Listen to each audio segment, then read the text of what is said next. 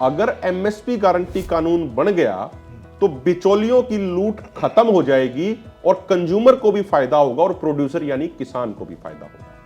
अभी एक recently report आई RBI की रिपोर्ट ने कहा कि जो एग्रीकल्चर प्रोड्यूस हैं, जो बागवानी के जो प्रोड्यूस हैं, अगर उनकी बात करें तो उनका जो एक कंज्यूमर जो फाइनल रिटेल प्राइस पे कर रहा है उसका मात्र 30% ही किसान के पास जाता है। भाई पहले तो सिर्फ किसान कह रहे थे कि एमएसपी गारंटी कानून बनाया जाना चाहिए। सबसे पहले मोदी जी ने सिफारिश करी थी 2011 में एमएसपी गारंटी कानून की। अब तो सुप्रीम कोर्ट की कमेटी ने भी कह दिया, अब तो पार्लियामेंट की कमेटी ने भी अपनी रिपोर्ट में कह दिया। उसके बावजूद सरकार उस बात पे गौर नहीं कर रही है। चलो आप हमारी बात मत मानिए, कोई दिक्कत नहीं है, लेकिन पार्लियामेंट तो हमारे देश में सर्वोपरि है ना जी। पार्लियामेंट से ऊपर तो कोई नहीं है, ना कोई सरकार ऊपर है, ना कोई मंत्री ऊपर है, ना कोई गृह मंत्री ऊपर है, ना कोई विपक्ष का नेता ऊपर है। सुप्रीम कोर्ट भी हमारे देश में सर्वोच्च संस्था, उससे ऊपर भी कोई नहीं है। तो दोनों सर्वोच्च संस्थाओं की कमेटी ने अपनी रिपोर्ट जमा कराई और अपनी रिपोर्ट में हमारे पक्ष में लिख दिया कि एमएसपी गारंटी कानून बनाया जाना चाहिए। उसके बाद भी उस पर गौर नहीं किया जा रहा। 2018-19 में स्वामीनाथन आयोग की रिपोर्ट लागू कराने के लिए सरदार जगजीत सिंह डल्लेवाल जी और सामाजिक नेता अन्ना हजारे जी वो भी अनशन पे बैठे थे। और उस समय जो तत्कालीन कृषि मंत्री थे, बिहार से आते थे राधा मोहन सिंह जी, और पीएमओ के मंत्री जितेंद्र सिंह जी, उन्होंने लिखित में दे रखा है हमें कि हम 6 महीने के अंदर स्वामीनाथन आयोग की रिपोर्ट को लागू कर देंगे। और कौन सी रिपोर्ट लागू करेंगे, कौन सा फार्मूला लागू करेंगे? C2+50% वाला। भारत सरकार ने लिखित में एफिडेविट दिया है कि हम स्वामीनाथन आयोग के C2+50% फार्मूले को लागू नहीं कर सकते, क्योंकि अगर ये लागू कर दिया तो हमारी अर्थव्यवस्था डिस्टॉर्ट हो जाएगी।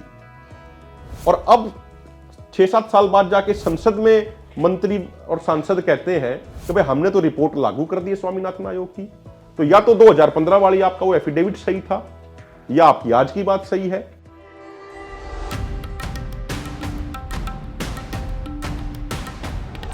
पिछले कुछ सालों में आपने जो किसान आंदोलन देखे होंगे, उसमें एक प्रमुख चेहरे के तौर पर उभर कर सामने आए हैं अभिमन्यु कुहाड़। अभिमन्यु कुहाड़ बीटेक की इन्होंने पढ़ाई की है और किसी एमएनसी में जाने, किसी कंपनी में जाने की बजाय इन्होंने किसानों की सेवा करने का रास्ता चुना। और आपको ताज्जुब होगा कि सिर्फ 17 साल की उम्र में छात्र जीवन से ही इन्होंने मूवमेंट में हिस्सा लेना शुरू कर दिया था। छात्र आंदोलन में हिस्सा लिया, उसके बाद किसान आंदोलन के एक प्रमुख चेहरे के तौर पर उभरते चले आए। क्योंकि किसानों के जितने भी इशू होते हैं, चाहे वो भूमि अधिग्रहण का मुद्दा हो, एमएसपी का मुद्दा हो, फसलों के दाम का मुद्दा हो, मंडी की व्यवस्था का मुद्दा हो, सब में आप अभिमन्यु कुहाड़ की आवाज़ एक प्रमुखता से सुनते हैं। तो कुहाड़ साहब, आपका बहुत बहुत स्वागत है हमारे पॉडकास्ट में अन्नगाथा में। और युवा जितने भी इस देश में युवा किसान नेता हैं, उसमें मुझे लगता है कि बहुत प्रबुद्ध तरीके से अपनी बात रखने वाले आप नेता हैं। तो सबसे बड़ा मुद्दा ये है कि मैंने जब भी आपको सुना तो सरकार की जो भी सरकार की पॉलिसी होती है, सरकार के जो काम है, उसकी एक बड़े आलोचक के तौर पे आप सामने आते हैं।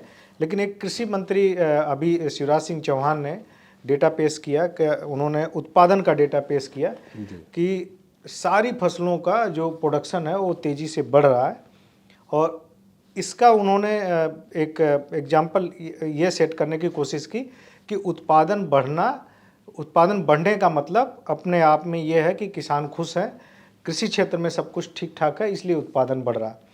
तो आपको क्या लगता है कि ये जो नैरेटिव है, गढ़ने की कोशिश है कि उत्पादन का बढ़ना या ट्रैक्टरों का बिकना, ये इकोनॉमिस्ट कई सारे करते हैं, ये आप लोग स्वीकार करते हैं इस बात को कहीं किसी लेवल पे भी कि ये बात सही है कि अगर सब कुछ ठीक ठाक है तभी तो उत्पादन बढ़ रहा होगा? देखिए ओम प्रकाश जी, सबसे पहले तो आपका बहुत बहुत धन्यवाद है। और मैं धन्यवाद इसलिए भी देना चाहूँगा क्योंकि आप खेती किसानी के मुद्दों पे बड़ी गंभीरतापूर्वक तरीके से लिखते हैं, बात करते हैं। आज के दिन ऐसे बहुत कम पत्रकार बचे हैं मुख्य धारा की मीडिया में जो इतनी गहराई से खेती को समझते हैं और उस पर फिर उसके ऊपर लिखते हैं। जो आपका सवाल था कि भाई कृषि मंत्री जी ने कहा कि प्रोडक्शन बढ़ रहा है, यानी इसका मतलब सब कुछ अच्छा चल रहा है। देखिए, कृषि मंत्री जी की आधी बात तो ठीक है कि प्रोडक्शन तो निश्चित तौर पे बढ़ रहा है, लेकिन प्रोडक्शन बढ़ क्यों रहा है ये समझना बड़ा जरूरी है। आज के दिन हमारी खेती किस जाल में फंसी हुई है, जब उसको हम प्रैक्टिकली समझते हैं तो इस बात का जवाब अपने आप मिल जाता है कि ये प्रोडक्शन बढ़ क्यों रहा है। देखिए, किसान के ऊपर लगातार कर्जा बढ़ता जा रहा है। उसका केसीसी का कार्ड बने हुए हैं, सभी की जमीन है, वो बैंकों में उनके कागज रखे हुए हैं, वो मंडी में आड़तियों से भी पैसा लेना पड़ता है उसको। तो हो क्या रहा है कि खेती में लगातार उसको घाटा होता जा रहा है। अब की बार जैसे अगर आप देख लेंगे, जिस किसान भाई ने जमीन ठेके पे ले रखी थी, 70,000 80,000 रुपए का ठेका उसने पे किया, और अगर आप धान की बात करेंगे तो एवरेज 45 से 50,000 रुपया प्रति एकड़ की धान की फसल बिकी है, जबकि 20-25 हजार रुपए तो कम से कम उसका खर्चा भी हो गया। आगे अगर आप देखेंगे गेहूं में भी उसका खर्चा होगा, अभी गेहूं उसने बीजी है या सरसों की बिजाई करी है उसने। तो कुल मिला के अगर आप देखोगे सारा खर्चा लगा के और जो उसने ठेके के पैसे दिए हैं, तो उसका लगभग मोटा मोटा 1,05,000 रुपए का उसका खर्चा है 1 एकड़ पे, और 50,000 रुपए के उसके धान बिके। अगर गेहूं की फसल बहुत अच्छी होगी तो भी 45,000 50,000 रुपए की ही आमदनी उससे होगी। तो वो 1 लाख से ज्यादा रुपए तो पहले ही इन्वेस्ट कर चुका है ठेके के तौर पे, खर्चे के तौर पे, और उसको आमदनी नेट होगी एक साल में 1 लाख रुपए की, अगर गेहूं की फसल अच्छी होगी तो। और उसमें वो तो हमने काउंट ही नहीं किया जो उसकी खुद की लेबर है, जो उसकी खुद की मेहनत, उसको तो काउंट ही नहीं किया अभी। अगर उसको आप काउंट करेंगे तो और भी ज्यादा उसकी लागत जाएगी। तो कुल मिला के उसको कुछ बचता नहीं है, उसको अपने घर से ही कुछ ना कुछ पे करना पड़ेगा, अपने घर से ही कुछ ना कुछ उसको देना पड़ेगा। तो ऐसी स्थिति में किसान क्या करता है कि एक किसान साधारणतः आज जो 5 एकड़ की खेती कर रहा है, 7 एकड़ की खेती कर रहा है, वो और ज्यादा खेती करने लग जाता है, वो और ज्यादा फिर फर्टिलाइजर्स का इस्तेमाल करने लग जाता है, क्योंकि उसका एजेंडा ये है कि जो पैसे उसने ले रखे हैं, चाहे केसीसी के तौर पे है, वो भी उसको रिन्यू कराना होता है, जो उसने अगर किसी प्राइवेट उससे ले रखे हैं वो भी उसको वापस करने होते हैं, वो कंपनसेट हो कम से कम। तो वो पैसे पूरे वो कैसे वापस कर पाए, ये उसका एकमात्र एजेंडा है। तो खेती में तो बच नहीं रहा, खेती में लगातार घाटा बढ़ता जा रहा है। तो वो क्या कर रहा है कि वो फर्टिलाइजर का इस्तेमाल ज्यादा करता है, वो नई टेक्नोलॉजी का इस्तेमाल ज्यादा करता है। तो उस नई टेक्नोलॉजी के इस्तेमाल की वजह से और फर्टिलाइजर के इस्तेमाल की वजह से, बेहतर पेस्टिसाइड की वजह से उसका प्रोडक्शन बढ़ रहा है, और कोई वजह नहीं है। मेन वजह प्रोडक्शन बढ़ने की ये है, और प्रोडक्शन बढ़ाना आज किसान की मजबूरी बन गया है। अगर वो प्रोडक्शन नहीं बढ़ाएगा तो जो पैसा उसने ले रखा उस पैसे को वो रिपे कैसे कर पाएगा? कल को बैंक आएंगे, उसकी जमीन की कुर्की करने लग जाएंगे। और दूसरी एक और बात है वो समझने की ये है कि सिर्फ एक ये बेंचमार्क नहीं हो सकता कि भाई प्रोडक्शन बढ़ रहा है इसलिए सब कुछ अच्छा है। सरकार ये बताए कि क्या किसानों को एमएसपी मिल रहा है। जब ये माननीय कृषि मंत्री शिवराज सिंह चौहान जी की ये एक स्टेटमेंट आई, उसके बाद ही एक बड़ी प्रतिष्ठित न्यूज़पेपर ने, जो बिजनेस के क्षेत्र में लिखते हैं, उन्होंने कहा, बहुत सारी फसलों के बारे में बताया कि जो खरीफ की फसलें हैं, कई फसलें तो ऐसी हैं जो एमएसपी से, गवर्नमेंट द्वारा डिक्लेयर्ड एमएसपी से 26% से लेके 36% नीचे बिकी है। और ये हमारा डाटा नहीं है, आप अगर गवर्नमेंट का डाटा उठाएंगे, आप उपज पे से उठा लीजिए, unified portal for agriculture statistics पे से सारा डाटा मौजूद है। वो डाटा अपने आप सब कुछ बयां कर रहा है कि जो गवर्नमेंट डिक्लेयर्ड एमएसपी है वो भी किसानों को नहीं मिल रहा है। और जो शहर वाले भाई हमारी बात सुन रहे हैं, मैं उनको थोड़ा सा बता दूं एमएसपी है क्या।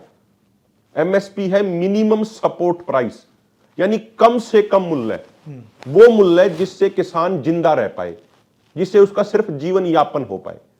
बाकी कोई अगर इंडस्ट्री कोई चीज बनाती है उस पर होता है एमआरपी, मैक्सिमम रिटेल प्राइस, लेकिन किसान का है मिनिमम सपोर्ट प्राइस। और जो मिनिमम सपोर्ट प्राइस हर साल सीएसीपी घोषित करता है, गवर्नमेंट की एजेंसी है, इंडिपेंडेंट एजेंसी है, commission on agriculture cost and prices, जो वो डिक्लेयर करते हैं वो भी किसान को नहीं मिल रहा है। तो ये आज किसान की स्थिति है। तो हमें इसमें दो चीजें और देखनी पड़ेंगी। हमारी कई एग्रीकल्चर साइंटिस्ट हैं, उनसे भी हमारी बात हुई जो एग्रीकल्चर के विषय में रिसर्च करते हैं। उन्होंने इस डाटा के पीछे एक चीज और निकाली। वो ये कह रहे हैं कि टर्म्स ऑफ ट्रेड और इनकम पैरिटी को भी देखना पड़ेगा। शहर में इनकम किस रेशो से बढ़ रही है, ग्रामीण क्षेत्र में इनकम किस रेशो से बढ़ रही है। अगर उस रेशो को हम निकालेंगे तो उसका रिजल्ट ठीक ठाक नहीं आता है। और देशों के मुकाबले हमारे देश का ग्रामीण क्षेत्र बहुत पिछड़ा हुआ है। अगर आप उसी तरीके से टर्म्स ऑफ ट्रेड देखेंगे तो किसान की जो लागत है वो लागत लगातार बढ़ती जा रही है, और उस रेशो में, उस अनुपात में किसान की आमदनी नहीं बढ़ रही है। तो जो माननीय कृषि मंत्री जी ने कहा, मुझे लगता है कि इसको एक सही दृष्टिकोण से देखे जाने की जरूरत है। इसका यह अर्थ कतई नहीं है कि किसान खुशहाल हो रहे हैं। किसान को बिल्कुल भी एमएसपी नहीं मिल रहा है। अब अगर आप अब की बार की बात करेंगे, आप नरमा की बात कीजिए, लगभग 7,700 रुपए के आसपास नरमे का एमएसपी है जी। लेकिन किसान को मिले 5,000, 5,500, 6,000 रुपए प्रति क्विंटल के। मूंग का 8,500 से ऊपर एमएसपी है। मूंग कितने की बिकी है किसान की? 6,000, 6,500, 7,000 रुपए की। और मैं एक बात बड़ी जिम्मेदारी के साथ कहता हूं, आप बाजरे का उदाहरण देख लीजिए। बाजरे का एमएसपी 2,700 रुपए के आसपास है। हरियाणा गवर्नमेंट ने अब की बार कहा कि हम बाजरा नहीं खरीदेंगे, लेकिन हम बाजरे के ऊपर भावांतर के तहत 575 रुपया प्रति क्विंटल देंगे किसान को। ठीक बात है, लेकिन किसान का बाजरा बिका कितने में है? किसान का बाजरा मंडी में बिका है 1,600, 1,700, 1,800 रुपए प्रति क्विंटल के हिसाब से। अगर आप उसमें 575 की भावांतर राशि जोड़ भी देंगे तो भी 2,200, 2,300, 2,400 रुपए हो गए। तब भी एमएसपी से 300 रुपए, 400 रुपए, 500 रुपए वो कम बिक रहा है। तो मेरा कहने का अर्थ यह है कि एकमात्र ये एक बेंचमार्क नहीं हो सकता कि भाई प्रोडक्शन बढ़ रहा है। प्रोडक्शन बढ़ाना किसान की मजबूरी है ताकि जो उसने पैसे उठा रखे हैं वो उसको रीपे कर पाए। जो रियल बेंचमार्क होने चाहिए खेती के क्षेत्र के, वो होना चाहिए क्या एमएसपी मिल रहा है, क्या उस टर्म्स ऑफ ट्रेड क्या है, इनकम पैरिटी है या नहीं है, ये एक्चुअल बेंचमार्क होने चाहिए। तो आपका ये कहना है कि ये अधूरा सच है जी, इसको मतलब गलत तरीके से पेश करने की कोशिश हो रही है जी बिल्कुल, मैं इस यही डेटा को। बिल्कुल काफ़ी सारे इकोनॉमिस्ट ये भी बोलते हैं कि ट्रैक्टर की रिकॉर्ड बिक्री हो रही है और वो एक साइन है कि इसमें जो दिल्ली दरबार वाले जो इकोनॉमिस्ट हैं जी। वो इसको भी पेश करते हैं। तो मैं इस पे एक चीज और ओम प्रकाश जी जोड़ना चाहूंगा, जो आपने ट्रैक्टर की बात कही। देखो, जो ये आर्ग्यूमेंट देते हैं ना जो लोग कि भाई ट्रैक्टरों की बिक्री बढ़ रही है, ट्रैक्टर बिक रहे हैं, नए नए ट्रैक्टर आ रहे हैं, तो इसका मतलब है खेती में सब कुछ अच्छा चल रहा है। मुझे लगता है कि उन लोगों को खेती की बेसिक नॉलेज नहीं है। उनको अगर आप खेत में जाके खड़ा कर दोगे ना, वो जवार और बाजरा का शायद फर्क नहीं बता पाएंगे।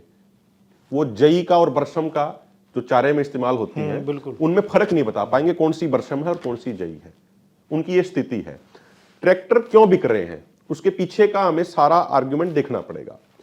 देखो, अभी जो एग्रीकल्चर इक्विपमेंट आ रहे हैं नए नए खेती को मॉडर्नाइज करने के लिए, जैसे सुपर सीडर आ गया, जो 8 फुटा सुपर सीडर है, उसको छोटा ट्रैक्टर या पुराना ट्रैक्टर उससे काम कर ही नहीं पाएगा।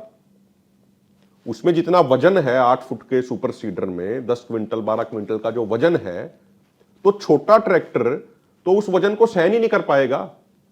तो नई टेक्नोलॉजी को एब्जॉर्ब करने के लिए, नए इक्विपमेंट को एब्जॉर्ब करने के लिए किसान की मजबूरी है कि वो नए ट्रैक्टर लेके आए। उसके लिए 4x4 ट्रैक्टर लाते हैं, उसके लिए ज्यादा हॉर्स पावर के ट्रैक्टर वो लाते हैं।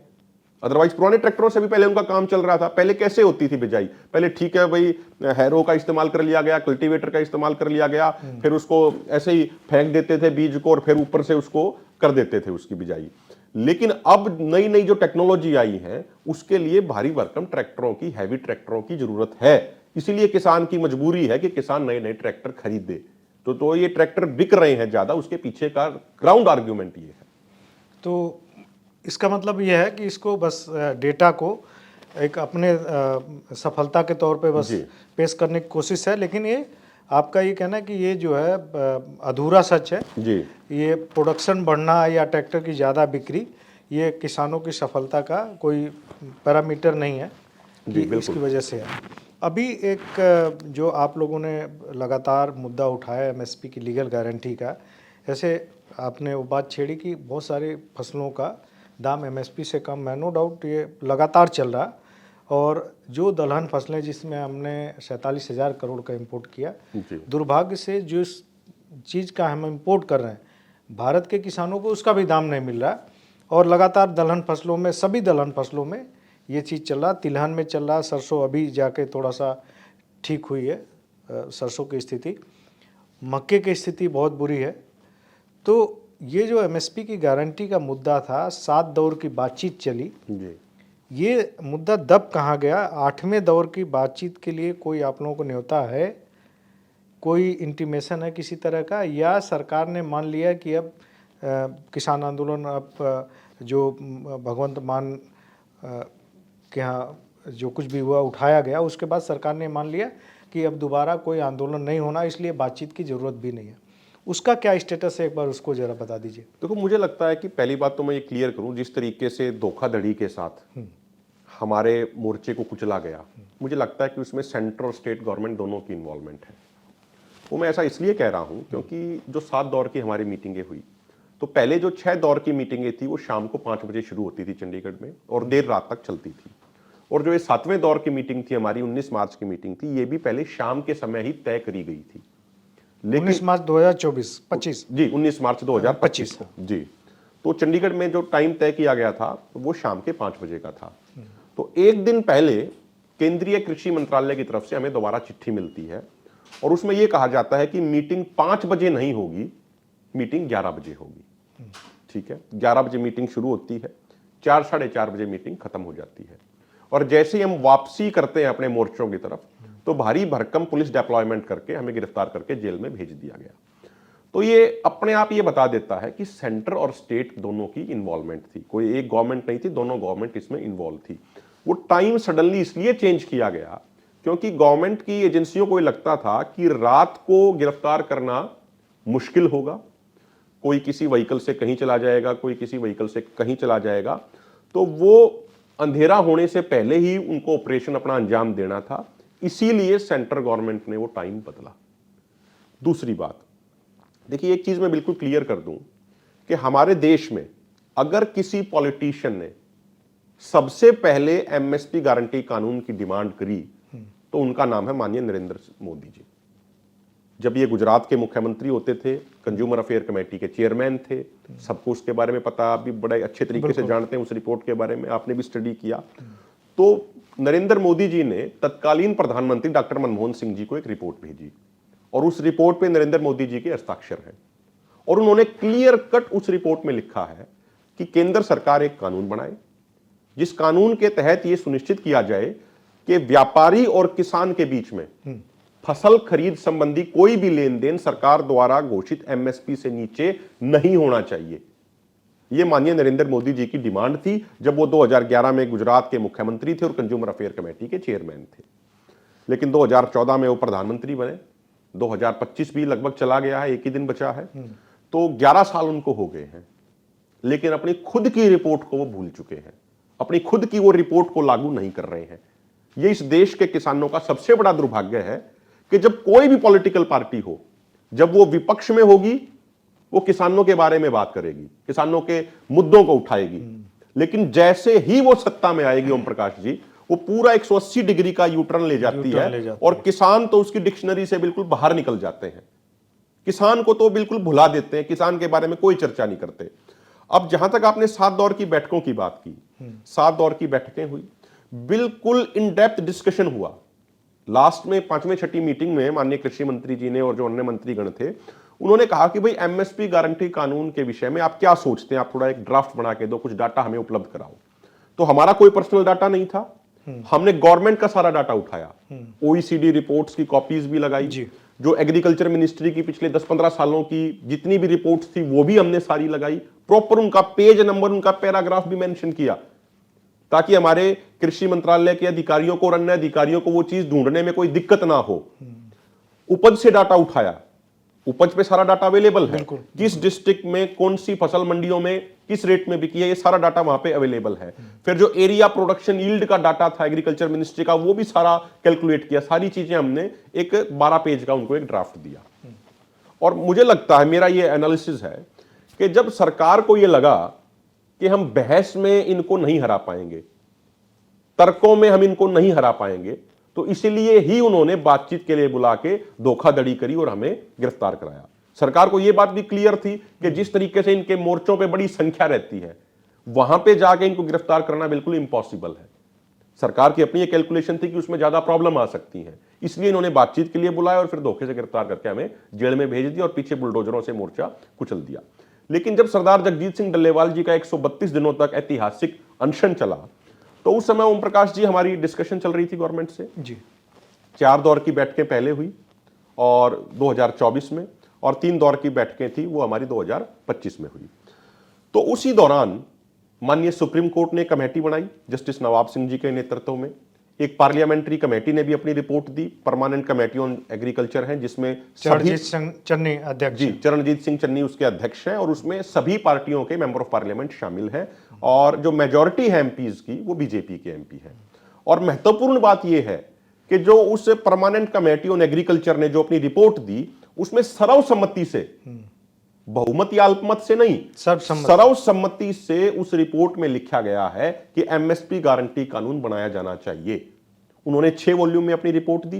पहली वॉल्यूम के पेज नंबर 54 के पॉइंट नंबर 7 में लगभग 1.5 पेज में उन्होंने साफ तौर पे लिखा है कि एमएसपी गारंटी कानून बनाया जाना चाहिए। एमएसपी गारंटी कानून बनाने के बहुत ज्यादा फायदे हैं। ग्रामीण क्षेत्र में रहने वाले लोगों की परचेजिंग पावर बढ़ेगी। लोगों की परचेजिंग पावर अगर बढ़ेगी तो डिमांड बढ़ेगी, मार्केट में डिमांड बढ़ेगी तो प्रोडक्शन बढ़ेगा, प्रोडक्शन बढ़ेगा तो अधिक से अधिक लोगों को रोजगार मिलेगा। तो जो आज हमारी अर्थव्यवस्था मिडिल इनकम ट्रैप में फंसी हुई है, उस ट्रैप से भी बाहर निकलने में हमें मदद मिलेगी। ये परमानेंट कमेटी ऑन एग्रीकल्चर ने अपनी रिपोर्ट देगी। उसी तरीके से जो माननीय सुप्रीम कोर्ट ने जो कमेटी बनाई जस्टिस नवाब सिंह जी के नेतृत्व में, उसने अपनी जो इंटरिम रिपोर्ट दी, उस इंटरिम रिपोर्ट के ऊपर भी जो छपा है उसमें बिल्कुल क्लियर कट है कि उन्होंने एमएसपी गारंटी कानून के पक्ष में अपनी सिफारिशें करी हैं। और जहां तक मुझे जानकारी मिल रही है, उन्होंने अपनी पहले राउंड की रिपोर्ट भी सबमिट करा दी है, पूरी डिटेल्ड रिपोर्ट सबमिट करा दी है माननीय सुप्रीम कोर्ट को सीलबंद लिफाफे में। अब हमारा ये निवेदन है, हमारा ये कहना है कि भाई पहले तो सिर्फ किसान कह रहे थे कि एमएसपी गारंटी कानून बनाया जाना चाहिए। सबसे पहले मोदी जी ने सिफारिश करी थी 2011 में एमएसपी गारंटी कानून की। अब तो सुप्रीम कोर्ट की कमेटी ने भी कह दिया, अब तो पार्लियामेंट की कमेटी ने भी अपनी रिपोर्ट में कह दिया। उसके बावजूद सरकार उस बात पे गौर नहीं कर रही है। चलो आप हमारी बात मत मानिए, कोई दिक्कत नहीं है, लेकिन पार्लियामेंट तो हमारे देश में सर्वोपरि है ना जी। पार्लियामेंट से ऊपर तो कोई नहीं है, ना कोई सरकार ऊपर है, ना कोई मंत्री ऊपर है, ना कोई गृह मंत्री ऊपर है, ना कोई विपक्ष का नेता ऊपर है। सुप्रीम कोर्ट भी हमारे देश में सर्वोच्च संस्था, उससे ऊपर भी कोई नहीं है। तो दोनों सर्वोच्च संस्थाओं की कमेटी ने अपनी रिपोर्ट जमा कराई और अपनी रिपोर्ट में हमारे पक्ष में लिख दिया कि एमएसपी गारंटी कानून बनाया जाना चाहिए। उसके बाद भी उस पर गौर नहीं किया जा रहा। मुझे वो दिन याद है 20 मई 2014 का, जब माननीय नरेंद्र मोदी जी पहली बार संसद में जा रहे थे, तो ओम प्रकाश जी आपने भी वो देखा होगा, वो संसद की सीढ़ियों के सामने नतमस्तक हो गए थे। बिल्कुल। और उन्होंने ये कहा था कि ये संसद धार्मिक स्थलों की तरह मेरे लिए पूजनीय है और मैं संसद की हर भावना का सम्मान करूंगा। तो माननीय मोदी जी उसी संसद की, उसी पार्लियामेंट की जिसे आप धार्मिक स्थलों की तरह पूजनीय बता रहे थे, उसकी रिपोर्ट कह रही है एमएसपी गारंटी कानून बनाया जाना चाहिए। तो अब क्या दिक्कत है? माननीय सुप्रीम कोर्ट की कमेटी कह रही है, लेकिन उसके बावजूद भी सरकार कुछ नहीं कर रही, सरकार के कान पे जूं तक नहीं रेंग रही। तो ये सबसे बड़ा दुर्भाग्य है हमारे। आपको क्या लगता है, ये भगवंत मान और केंद्र सरकार की जो मिली भगत, इस पे भी आएंगे, लेकिन आपको क्या लगता है कि ये जो सरकार इतनी सारी संस्थाओं के कहने के बावजूद, जो हमारी संवैधानिक संस्थाएं हैं, उनके कहने के बावजूद सरकार टस से मस नहीं हो रही है? तो हालांकि मुझे पता है कि सरकार में कुछ लोग ऐसे हैं जो चाहते हैं कि किसानों को ये एमएसपी गारंटी मिले। आपको क्या, आपने कोई कभी एनालिसिस किया ऐसा कि कौन लोग हैं सबसे बड़े बाधक, कौन लोग हैं कि जो भाई प्रधानमंत्री जब मुख्यमंत्री होते हैं तब वो बोलते हैं, लेकिन प्रधानमंत्री बनते हैं तो वो चुप हो जाते हैं उस मसले पे। जब कोई मुख्यमंत्री नहीं होता है तो वो भी बोलता है, जब मुख्यमंत्री बनता है चुप हो जाता है। अब संवैधानिक संस्थाएं बोल रही हैं, सुप्रीम कोर्ट की कमेटी बोल रही है और आपका पार्लियामेंट की कमेटी बोल रही है, तो भी नहीं हो रहा। तो सबसे बड़ी बाधा आपको कहाँ लगती? कौन लोग हैं, कौन ऐसी पावर है, वो देश के अंदर है या देश से बाहर की पावर है या इंडस्ट्री की पावर, कौन ऐसी पावर है जो इस चीज़ को करने से लोगों को रोकती है? क्योंकि अल्टीमेटली नेताओं को तो जाना है, पब्लिक में जाना है, किसानों के बीच में भी जाना है। तो वो कौन लोग हैं जो इस चीज़ को रोक रहे हैं? क्या लगता है आपको? देखिए, मुझे लगता है कि इसमें कई पहलू हैं। ये एक बड़ा गहरा सवाल है। मैं उसके 2-3 उसमें जवाब देना चाहूँगा जो मुझे लगता है। देखिए, एक तो सबसे महत्वपूर्ण बात यह है कि हमारे देश में कॉरपोरेट और पॉलिटिकल नेक्सस बहुत मजबूत हो चुका है जी। और जो नेक्सस जितना अधिक मजबूत होता जा रहा है, किसानों के हितों को उतना ही ज़्यादा नुकसान होता जा रहा है। एक तो ये सबसे बड़ी वजह है जिसकी वजह से सरकार उस पर आगे कदम नहीं बढ़ा रही है। दूसरा, जो मिडल मैन है, जो बिचौलिए हैं, वो भी नहीं चाहते कि एमएसपी गारंटी कानून बने। एक ये बहुत गलत नैरेटिव पेश किया जाता है कुछ लोगों के द्वारा कि भाई एमएसपी गारंटी कानून बन गया तो बहुत ज़्यादा महंगाई हो जाएगी, कंज्यूमर्स को बड़ी दिक्कत आ जाएगी। जबकि मैं कहता हूं कि सच्चाई इसके विपरीत है। अगर एमएसपी गारंटी कानून बन गया तो बिचौलियों की लूट खत्म हो जाएगी और कंज्यूमर को भी फायदा होगा और प्रोड्यूसर यानी किसान को भी फायदा होगा। अभी एक रिसेंटली रिपोर्ट आई आरबीआई की। आरबीआई की रिपोर्ट ने कहा कि जो एग्रीकल्चर प्रोड्यूस हैं, जो बागवानी के जो प्रोड्यूस हैं, अगर उनकी बात करें तो उनका जो एक कंज्यूमर जो फाइनल रिटेल प्राइस पे कर रहा है उसका मात्र 30% ही किसान के पास जाता है। प्याज के लिए खास तौर पे बोला, प्याज, टमाटर जी, आलू, बाकी 70% है वो बिचौलिए खा जाते हैं उसको। उसी तरीके से जो अनाज की जो फसलें हैं उसके बारे में आरबीआई ने अपनी रिपोर्ट में कहा कि जो टोटल प्राइस, एक जो फाइनल प्राइस जो एक कंज्यूमर पे करता है उसका मात्र 50 से लेके 55% ही किसान के पास जाता है, बाकी उसको बिचौलिए खा जाते हैं। अगर एमएसपी गारंटी कानून बनता है तो ये बिचौलियों की लूट खत्म हो जाएगी। अगर आप उदाहरण के तौर पे अगर मैं उसको बताऊं, अब देखिए अगर अभी हम नॉर्थ इंडिया की बात करें तो 3 फसलें हैं मोटी मोटी, धान, गेहूं और गन्ना। तीनों की खरीद एक तय कीमत पे होती है। अगर हम मतलब तीनों लगभग एश्योर्ड है। हाँ, लगभग एश्योर्ड है, मैं 100% तो नहीं कहता, हाँ, लेकिन लगभग कह सकते हैं जी। तो और जो उनकी प्रोक्यूरमेंट होती है वो भी एक गवर्नमेंट की निगरानी के अंदर होती है कि उसका एक मैकेनिज्म बना हुआ है। अब देखिए गेहूं से आगे क्या बना, गेहूं से बना आटा, धान से आगे क्या बना, चावल, गन्ने से क्या बना, चीनी बनी, गुड़ बना। ठीक है, आपने ओम प्रकाश जी मार्केट में कभी नहीं देखा होगा कि अचानक से मार्केट में आटे का प्राइस बढ़ के 300 रुपए किलो हो जाए, या चावल का प्राइस बढ़ के 250 रुपए किलो हो जाए, या फिर चीनी का प्राइस एकदम से बढ़ के 400 रुपए किलो हो जाए। ऐसे आपने इन चीजों का प्राइस फ्लक्चुएट होते हुए कभी नहीं देखा होगा, मेरी तो जानकारी में है नहीं कि इतना ज्यादा एकदम से उतार चढ़ाव इनमें हो जाए। क्यों नहीं होता? क्योंकि जो इनकी प्रोक्यूरमेंट होती है वो गवर्नमेंट की निगरानी के तहत होती है और एक आम कंज्यूमर को भी पता है कि भाई लगभग लगभग किसान को 1 किलो गेहूं के 24 रुपए के आसपास मिल रहे हैं। अगर पीआर धान की बात करें तो 1 किलो पीआर धान के किसान को 23 साढ़े 23 रुपए मिल रहे हैं। ये एक आम कंज्यूमर की भी नॉलेज है जी। लेकिन अगर आप बात करोगे आलू की करोगे, आप बात करोगे टमाटर की करोगे, आप बात करोगे नींबू की करोगे, आप बात करोगे प्याज की करोगे, इनके अचानक से मतलब साल में 1-2 बार तो ऐसा होता ही होता है कि मार्केट में इनके दाम बढ़ के 100 रुपया, 150 रुपया, 200 रुपए किलो तक पहुंच जाते हैं। बिल्कुल, नींबू के दाम 200 रुपए, 250 रुपए किलो तक हो जाते हैं। तो इनमें यह क्यों होता है? क्योंकि इनकी जो खरीद है वो एक तय मैकेनिज्म के तहत नहीं होती। इनकी जो खरीद की प्रक्रिया है उसकी निगरानी गवर्नमेंट नहीं करती है। तो इसीलिए जो ट्रेडर हैं, जो बिचौलिए हैं, उनको काला बाजारी करने का मौका मिल जाता है। इसलिए वो सप्लाई कम कर देंगे एकदम से। जो उसकी रेट है, नॉर्मल सी बात है, जब सप्लाई कम हो जाएगी तो जो उसके रेट है वो रेट उसके बढ़ जाएंगे उसको। तो इसमें क्या होता है, टमाटर जब किसान के खेत में जब वो तैयार हो जाता है तब तो उसके दाम गिरा दिए जाते हैं, किसान को मिलेंगे 1 रुपया 2 रुपया किलो। प्याज के भी दाम इसी तरीके से गिरा दिए जाते हैं, नींबू के दाम भी इसी तरीके से गिरा दिए जाते हैं। लेकिन जैसे ही वो प्रोड्यूस किसान से शिफ्ट होकर व्यापारी के पास पहुंच गया, एकदम से उसकी सप्लाई कम कर दी जाती है और उसके रेट बिल्कुल आसमान छूने लग जाते हैं। तो इस तरीके से लूट करी जाती है। तो जिस दिन प्याज के ऊपर, आलू के ऊपर, टमाटर के ऊपर, इनके ऊपर भी एक एमएसपी इंश्योर हो जाएगा, जिस दिन एक कंज्यूमर को पता लग जाएगा कि भाई टमाटर के 1 किलो के किसान को मिले हैं 20 रुपए, उसको आलू के मिले हैं 15 रुपए, उसको प्याज के मिले हैं 25 रुपए, तो कंज्यूमर की भी ये बार्गेनिंग पावर बढ़ जाएगी। जब कोई व्यापारी उसको कहेगा कि भाई टमाटर तो 100 रुपए किलो मिलेंगे आपको, तो कंज्यूमर कहेगा वहां पे कि भाई किसान को तो मिले हैं 20 रुपए, आप 100 रुपए किस बात के ले रहे हो? 2 रुपया, 4 रुपया, 5 रुपया, 7 रुपया ऊपर ले लो, 25 रुपया, 30 रुपया ले लो, इससे ज्यादा किस बात के? तो कंज्यूमर की भी बार्गेनिंग पावर, उसकी क्वेश्चन करने की पावर, उसकी कैपेसिटी बढ़ेगी।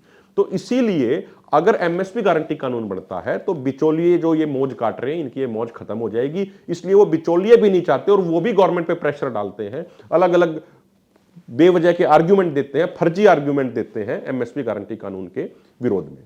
तीसरा इसका एक पहलू यह भी है ओम प्रकाश जी, लोकतंत्र में जो चीज सबसे ज्यादा ताकतवर है, जो चीज सबसे अधिक मायने रखती है, वो है वोट की ताकत। मैं अपने समाज की एक कमी भी रखना चाहूंगा, किसान समाज की कमी। हमारे किसान समाज की, मजदूर समाज की एक सबसे बड़ी कमी यह है कि जब भी चुनाव आते हैं हम कभी भी अपने इश्यूज पे वोट नहीं करते। उस समय हम जाति में बट के, हम धर्म पे बट के, हम क्षेत्र पे बट के नोट ले लेके वोट करते हैं। शराब की बोतलों में वोट बिकती है। सच्चाई है ये, आप भी सच्चाई है, ग्रामीण बिल्कुल पृष्ठभूमि से सच्चाई है, आते हैं। सच्चाई। तो इन चीजों पे हम वोट दे देते हैं, हम अपने मुद्दों पे कभी वोट डालते ही नहीं। उस टाइम भावना में बहते हैं, भावना में बह जाते हैं। कोई नई स्कीम आ गई, 10,000 रुपए दे देंगे, 12,000 रुपए दे देंगे, बस फ्री में चला देंगे, ये कर देंगे, वो कर देंगे, उसमें लोग बह जाते हैं।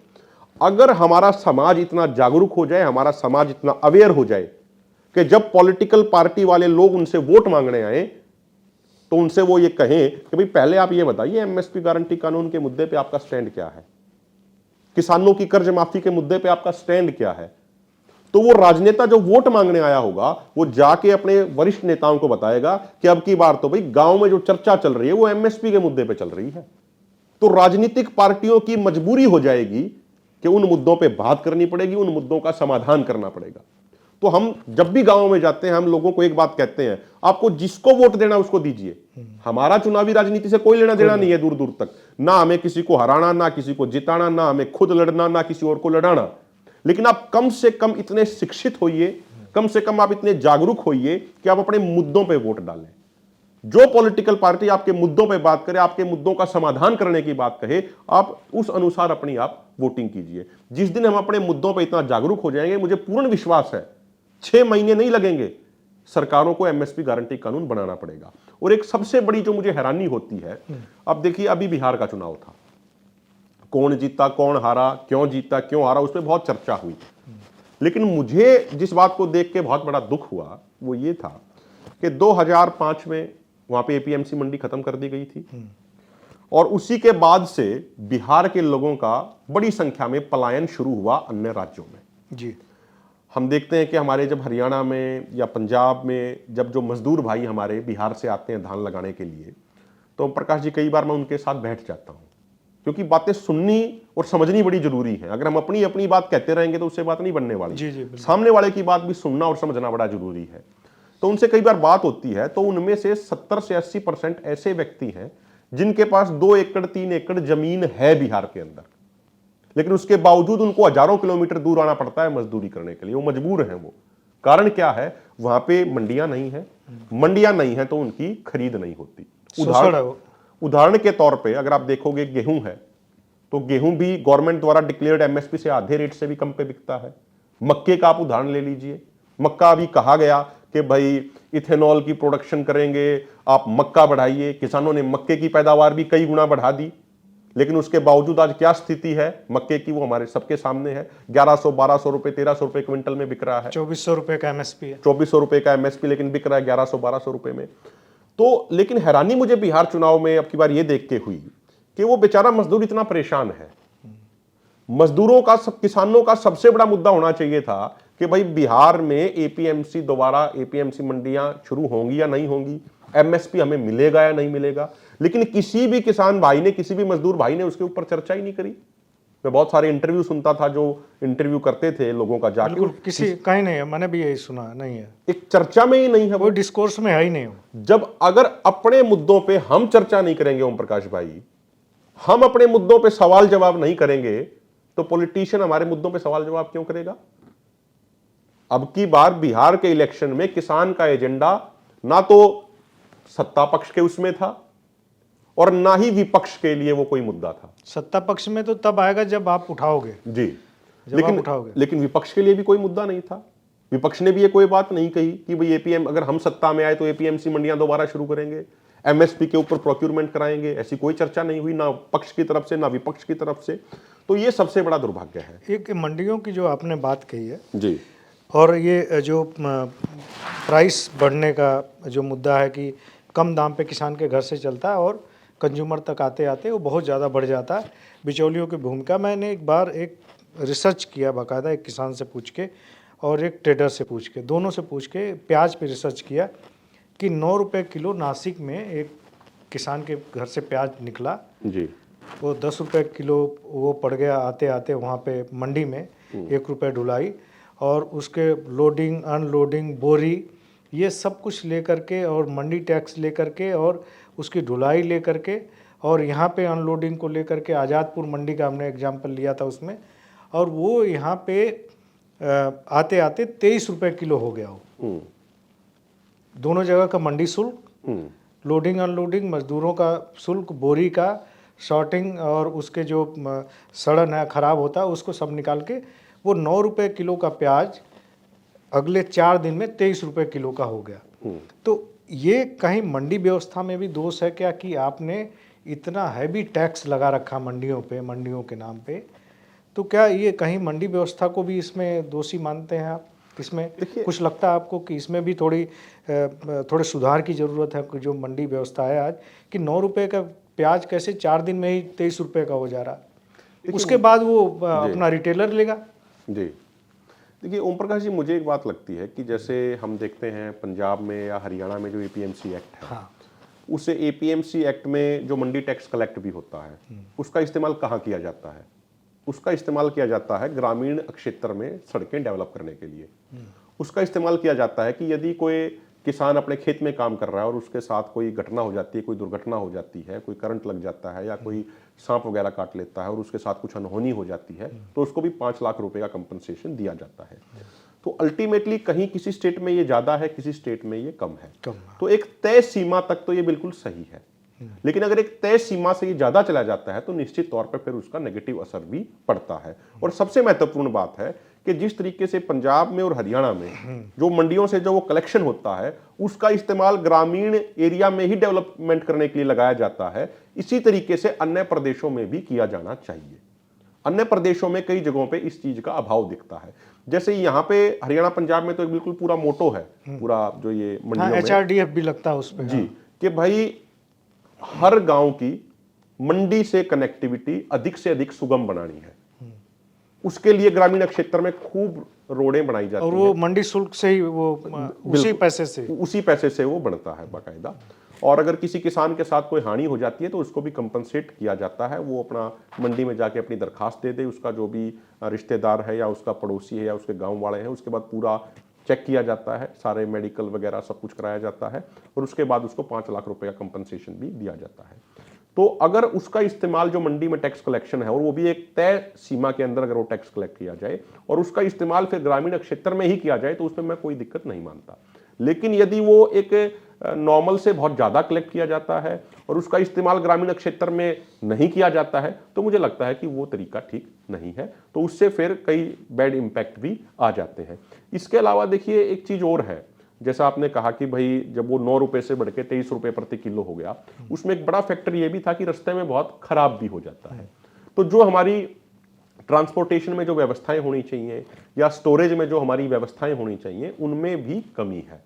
उस पूरे स्ट्रक्चर को इंप्रूव करने के लिए भी बहुत ज़्यादा एफर्ट्स की ज़रूरत है, उसको इंप्रूव करने के लिए बहुत ज़्यादा इन्वेस्टमेंट की भी ज़रूरत है। हम सुनते हैं कि हर साल जब बजट सुनाया जाता है कि भाई 10,000 करोड़ इस चीज़ के लिए दे दिया, इंफ्रास्ट्रक्चर का सुधार करेंगे, 20,000 करोड़ रुपए इस चीज़ के लिए दे दिया। हर सरकार ऐसे करती है, चाहे पहले यूपीए की सरकार थी, अब एनडीए की सरकार है, लेकिन वो ग्राउंड पे कहीं होता हुआ नहीं दिखता है। वो घोषणाओं में तो खूब इन्वेस्टमेंट होती है लेकिन वो इन्वेस्टमेंट ग्राउंड तक नहीं पहुंच पाती। तो इसलिए जो आधारभूत जो फैसिलिटी होनी चाहिए, बेहतर ट्रांसपोर्टेशन की, बेहतर स्टोरेज की, जिस वजह से जो वो खराब होता है वो ना हो, तो वो चीजें ग्राउंड पे सही तरीके से नहीं हो पा रही हैं, वो इंफ्रास्ट्रक्चर सही तरीके से इंप्रूव नहीं हो पा रहा है, इसलिए ये सारी स्थिति हमारे सामने आ रही है। अच्छा, ये जो आपने इसका किसान आंदोलन वाली जो बातचीत चल रही थी, हम लोग कहीं और चले गए, उसमें जो 8वें दौर की बातचीत के लिए कोई इंटीमेशन है या नहीं है? देखिए 25 अगस्त को हमने दिल्ली में जंतर मंतर पे एक बड़ा प्रदर्शन किया था और हमारी डिमांड यही थी कि भाई जो 7 दौर की बातचीत हो चुकी है उसको कंटिन्यू किया जाए, क्योंकि लोकतंत्र में किसी भी मुद्दे का समाधान बातचीत से ही हो सकता है और कोई दूसरा तरीका है ही नहीं। भाई देखिए लोकतंत्र में तो हमने तो एक ही चीज देखी है कि या तो सामने वाला हमें तर्क में हरा दे, हम उसकी बात एक्सेप्ट कर लेंगे, या फिर अगर हमारे तर्कों में दम है और वो हमारे तर्कों का, हमारे सवालों का जवाब नहीं दे पाते हैं तो वो हमारी बात एक्सेप्ट कर लें। तरीका तो यही है लोकतंत्र के अंदर। तो इसलिए हमने 25 तारीख को ये डिमांड रखी थी और उस दिन रिटर्न में, लिखित में कृषि मंत्रालय की तरफ से हमारे पास एक पत्र आया था कि अभी माननीय कृषि मंत्री जी बाहर गए हुए हैं, वो आ जाएंगे, उसके बाद 10-12 दिनों के अंदर हम आपसे मीटिंग करेंगे और आपके मुद्दों पे डिस्कस करेंगे। उसके बाद उन्होंने, कुछ अधिकारियों ने हमसे हमारी डिमांड भी मांगी। जो हमारी डिमांड थी हमने पहले की तरीके से वो एज इट इज दे दी। डेलीगेशन के बारे में भी पूछा लेकिन उसके बाद पलट के सरकार की तरफ से या सरकार के किसी अधिकारी की तरफ से कोई जवाब नहीं आया। तो हालात ये हैं कि 25 अगस्त को हमें एक लेटर दिया जाता है कि सरकार आपसे बात करेगी, लेकिन उसके बाद लगभग 4 महीने से भी अधिक का समय बीत गया, अब तक हमें बातचीत के लिए नहीं बुलाया गया। फिर शहरी वर्ग में ये नैरेटिव बनाया जाता है कि लोग सड़क पे हैं जी, बिना सड़क पे आए सरकार सुनती नहीं। देखिए, भाई जब सड़क पे न रहे तो फिर यही है, सरकार कब से बातचीत डिरेल हुई पड़ी है, जी। जबकि आप लोगों की ओर से लिख के दिया गया है कि भाई हम बातचीत चाहते हैं कि बातचीत जारी रहे। ओम प्रकाश जी, जो सबसे महत्वपूर्ण चीज होती है समाज और सरकार के बीच में, वो होता है विश्वास। विश्वास पे ही दुनिया कायम है, भरोसे पे ही दुनिया कायम है। लेकिन जब वो विश्वास ही नहीं रहेगा तो फिर ना तो समाज सरकार पे विश्वास कर पाएगा और ना ही सरकार समाज पे विश्वास कर पाएगी। भाई वो कोई किसी साधारण व्यक्ति ने, किसी सामान्य व्यक्ति ने लिख के लेटर नहीं दिया, मंत्रालय ने दिया। भारत जो दुनिया का सबसे बड़ा लोकतंत्र है, उसके कृषि मंत्रालय ने हमें पत्र लिख के दिया कि हम आपसे बात करना चाहते हैं आपके मुद्दों पे, और 4 महीने तक फिर उस सरकार कुछ करे ही ना, तो इससे समाज और सरकार के बीच में अविश्वास की खाई और भी अधिक गहराती जा रही है। फिर कल को जब हमारा कोई आंदोलन शुरू होता है तो मंत्री आके बोलते हैं कि भाई कोई बात नहीं, हमारे ऊपर भरोसा रखो, हम आपका काम कर देंगे। अरे भरोसा कैसे रखें? जो आपके क्रियाकलाप हैं, जो आपके पास्ट की एक्टिविटीज हैं, वो तो हमें यह बता रही हैं कि आप भरोसे के लायक नहीं हो। और जब लोग सड़क पे आ जाते हैं तब आप कहते हैं कि हमारे ऊपर भरोसा कीजिए, हम सब कुछ सही कर देंगे। और अकेला मैं बीजेपी सरकार के बारे में नहीं कह रहा, यह बात पहले की सरकारों के बारे में भी लागू होती है। और मैं आपको एक बड़ा इंटरेस्टिंग फैक्ट बताऊं ओम प्रकाश जी, 2018-19 में स्वामीनाथन आयोग की रिपोर्ट लागू कराने के लिए सरदार जगजीत सिंह डल्लेवाल जी और एक सामाजिक नेता अन्ना हजारे जी, वो भी अनशन पे बैठे थे। और उस समय जो तत्कालीन कृषि मंत्री थे, बिहार से आते थे राधा मोहन सिंह जी, और पीएमओ के मंत्री जितेंद्र सिंह जी, उन्होंने लिखित में दे रखा है हमें कि हम 6 महीने के अंदर स्वामीनाथन आयोग की रिपोर्ट को लागू कर देंगे। और कौन सी रिपोर्ट लागू करेंगे, कौन सा फार्मूला लागू करेंगे? C2 + 50% वाला। ये C2 + 50% वाला लिख रखा है। अच्छा। उसमें लिखा है कि भाई हम लागत कैसे निकालेंगे। 3-4 पेज पे उन्होंने वो हमें लिख के दिया है। जो पीएमओ के मंत्री हैं जितेंद्र सिंह जी, उनके भी साइन है। राधा मोहन सिंह जी उस समय कृषि मंत्री होते थे, तो वो भी मीटिंगों में थे उस समय जब समझौता हो रहा था। रामलीला ग्राउंड में जगजीत सिंह डल्लेवाल जी और अन्ना हजारे जी अनशन पे बैठे थे और हजारों किसान वहां पे मौजूद थे। तो उसमें उन्होंने फिर कहा कि भाई C2 फार्मूला कैलकुलेट करते समय हम क्या क्या चीजों का, किन किन चीजों का ध्यान रखेंगे, किन किन चीजों का खर्चा जोड़ेंगे, ये भी उसमें एक पैराग्राफ में बाकायदा लिख रखा है। उसके अंदर ये लिख रखा है कि जमीन का रेंट भी जोड़ा जाएगा, जो आपका बीज का खर्चा, आपकी दवाइयों का खर्चा है, वो भी जोड़ा जाएगा। सिंचाई का C2 का मतलब ही हो गया ना, सब कुछ कंप्रिहेंसिव कॉस्ट हो गई। तो उसमें ओम प्रकाश भाई C2 तो लिख रखा है, अंदर उस पैराग्राफ में लिख रखा है C2 के तहत हम क्या क्या काउंट करेंगे, उसमें सारी चीजें लिख रखी है। और ये कह रखा है कि 6 महीने में हम इस रिपोर्ट को लागू कर देंगे। लेकिन उस बात को लगभग 7 साल से अधिक का समय हो गया, तो अब तक कुछ अता पता ही नहीं है। अभी पार्लियामेंट में रामनाथ ठाकुर जी ने जवाब दिया पिछले साल जी कि वो हमने धर्मेंद्र यादव ने एक सवाल, लिखित सवाल पूछा था जी, तो उन्होंने जवाब दिया कि हमने इसकी सारी सिफारिशें लागू कर दी हैं। तो सरकार तो पार्लियामेंट तक में कह रही है कि हमने सारी सिफारिशें लागू कर दी हैं। वो A2FL और C2 के फार्मूले पे तो उतने गहराई में आम जनता नहीं जाती। तो जनता में तो ये परसेप्शन जा रहा है कि भाई आपने सरकार पार्लियामेंट में कह रही है, डंके की चोट पे कह रही है, और उसका कोई अपोज करने वाला नहीं है पार्लियामेंट में कि भाई आप गलत बोल रहे हो, C2 और A2 क्या होता है। तो क्या लगता है कि ये जो नेता हैं विपक्ष के, इनको C2 A2 पता नहीं है कुछ? देखिए, मुझे एक चीज, ये विरोध नहीं कर पाते पार्लियामेंट में। देखो, मुझे एक चीज लगती है कि हेल्दी डेमोक्रेसी की सबसे बढ़िया निशानी ये होती है कि लोगों के मुद्दों के ऊपर विपक्ष सड़क पे उतर के अपनी आवाज उठाए। विपक्ष में चाहे बीजेपी हो, चाहे कांग्रेस हो, या कोई अन्य पॉलिटिकल पार्टी हो। लेकिन ना तो सत्ता पक्ष सही से काम कर रही है किसानों के विषय में, और विपक्ष भी अपनी जिम्मेदारी सही तरीके से नहीं निभा पा रहा है। वो ग्राउंड पे किसानों के मुद्दे उठाता कहीं भी नहीं दिखता। अगर उनके अपने पर्सनल मुद्दे आ जाते हैं कि भाई विपक्ष के फलाने नेता का घर ले लिया सरकार ने, जो उसका सरकारी आवास था वो ले लिया, उसके ऊपर तो वो विरोध प्रदर्शन करते हैं। उसके ऊपर तो वो सड़क पे उतरते हैं। लेकिन अब की बार हरियाणा में इतना बड़ा धान घोटाला हुआ, विपक्ष के 5 सांसद हैं, कांग्रेस के 5 सांसद हैं, 37 विधायक हैं, क्या एक भी विधायक, एक भी सांसद ने उसके ऊपर क्या आवाज उठाई सड़क पे उतर के? सिर्फ विधानसभा में 2 मिनट 4 मिनट का भाषण दे देने से बात नहीं बनने वाली, वो तो आप एक फॉर्मेलिटी कर रहे हो। जब मंडियों में मॉइस्चर के नाम पे, डिसकलर के नाम पे, दाना टूटे हुए के नाम पे किसान के धान की लूट हो रही थी, मिलर अधिकारी और राजनेता मिलकर वो लूट कर रहे थे, क्या उस समय किसी विपक्ष के नेता ने मंडी में जाके कोई धरना प्रदर्शन किया?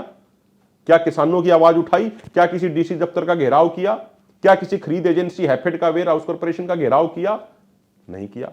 तो विपक्ष तो अपनी जिम्मेदारी निभाने में पूरे तरीके से फेल है। लेकिन मैं एक और आपको बात बताऊं भाई, देखिए जो ये पार्लियामेंट में बोलते हैं कि भाई हमने तो स्वामीनाथन आयोग की रिपोर्ट लागू कर दी, मैं लिखित में दिया हुआ, इसीलिए मैं कह रहा हूँ 2024 में लिखित में दिया, और आज तक एक भी खिलाफ लेटर नहीं गया कि आपने एक्चुअली में जो असली मांग थी C2 की वो तो आपने लागू नहीं की। तो एक क्या विपक्ष के एक भी सांसद को ये कृषि की समझ नहीं है, C2 और A2FL की समझ नहीं है? देखो मैं एक चीज कहूं ओम प्रकाश भाई, कि हजारीबाग में 2014 में एक चुनावी सभा में माननीय नरेंद्र मोदी जी भाषण दे रहे थे, जब लोकसभा चुनाव का प्रचार चल रहा था।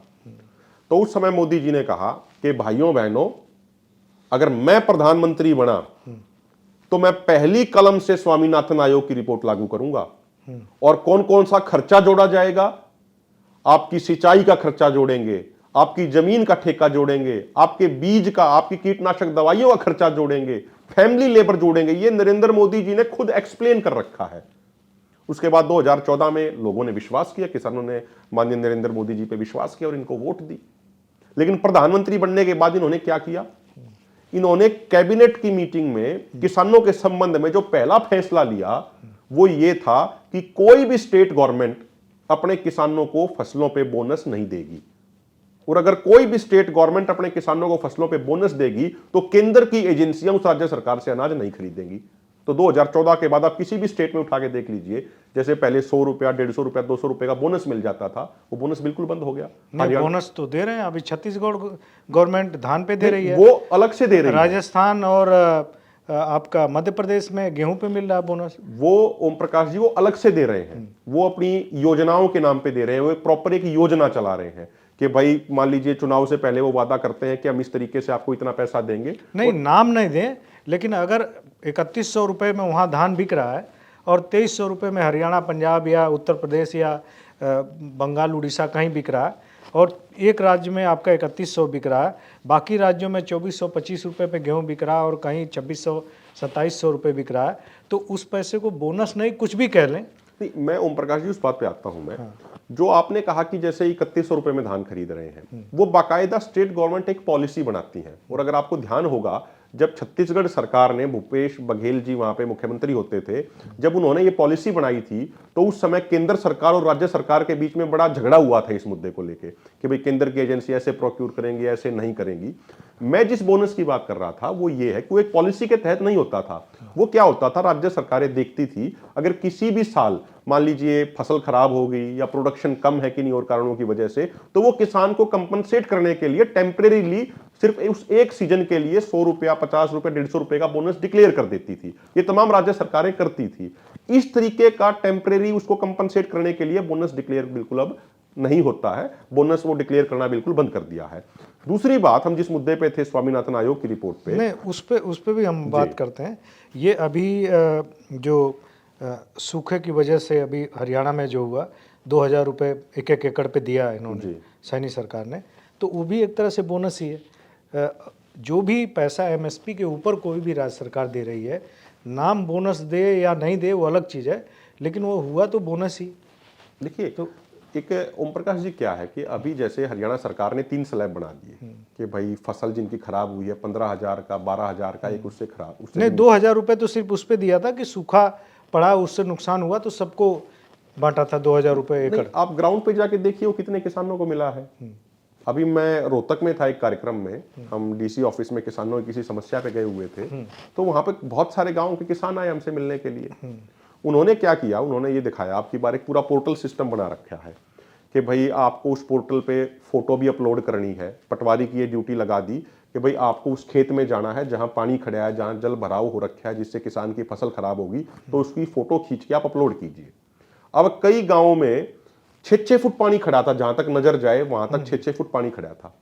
तो अब 6 फुट पानी में उतर के हर खेत में जाके कौन फोटो अपलोड करेगा? तो पटवारियों ने क्या किया कि उन्होंने एक जनरल पूरे एरिया की फोटो लेके उन्होंने वो उसको अपलोड कर दिया। तो उसने तो ओके कर दिया अपनी तरफ से, कानूनगो ने उसको ओके कर दिया, तहसीलदार ने उसको ओके कर दिया, उसके ऊपर एसडीएम साहब थे उन्होंने ओके कर दिया। लेकिन कई जिलों में फिर डीसी साहब ने ये कह दिया क्वेश्चन मार्क लगा के कि भाई ये तो आपने इंडिविजुअल हर खेत में जाके फोटो लेना था, हर खेत में खड़ा होके, वो तो आपने नहीं लिया, इसलिए इसको सारे को कैंसिल कर दो। ऐसे बहुत कई हजार केसेस हैं। और अगर आप देखोगे जो कंपनसेट भी किया जा रहा है वो किया जा रहा है कि अगर 75% से अधिक की डैमेज हो जाएगी जब जाके आपको 15,000 रुपया कंपनसेशन दिया जाएगा। और अभी जो पहली राशि जारी करी गई है हरियाणा में उस मुआवजे की, वो मात्र 116 करोड़ रुपए जारी करी गई है। और जो सरकार का पोर्टल था जिसपे सरकार ने कहा कि इस पोर्टल पे आप अपना नुकसान दर्ज कराइए, तो वहां पे 5 लाख किसानों ने एप्लीकेशन दे रखी है और मुआवजे राशि जारी करी गई है मात्र 116 करोड़ की। तो कैसे काम चलेगा? तो वो जो एक और चीज ये करते हैं, जैसे एक इन्होंने हरियाणा में एक और योजना लेके आए हुए हैं कि भाई आप अगर धान की खेती को छोड़ते हो और आप मान लीजिए इस साल आपने धान की खेती करी है और आप धान की उस खेती पे क्रॉप डाइवर्सिफिकेशन पे आएंगे, जी। एमएसपी वाले मुद्दे पे एक बार वो कर लेते हैं, फिर क्रॉप डाइवर्सिफिकेशन। मैं एक पूरा कर दूं मैं ओम प्रकाश भाई।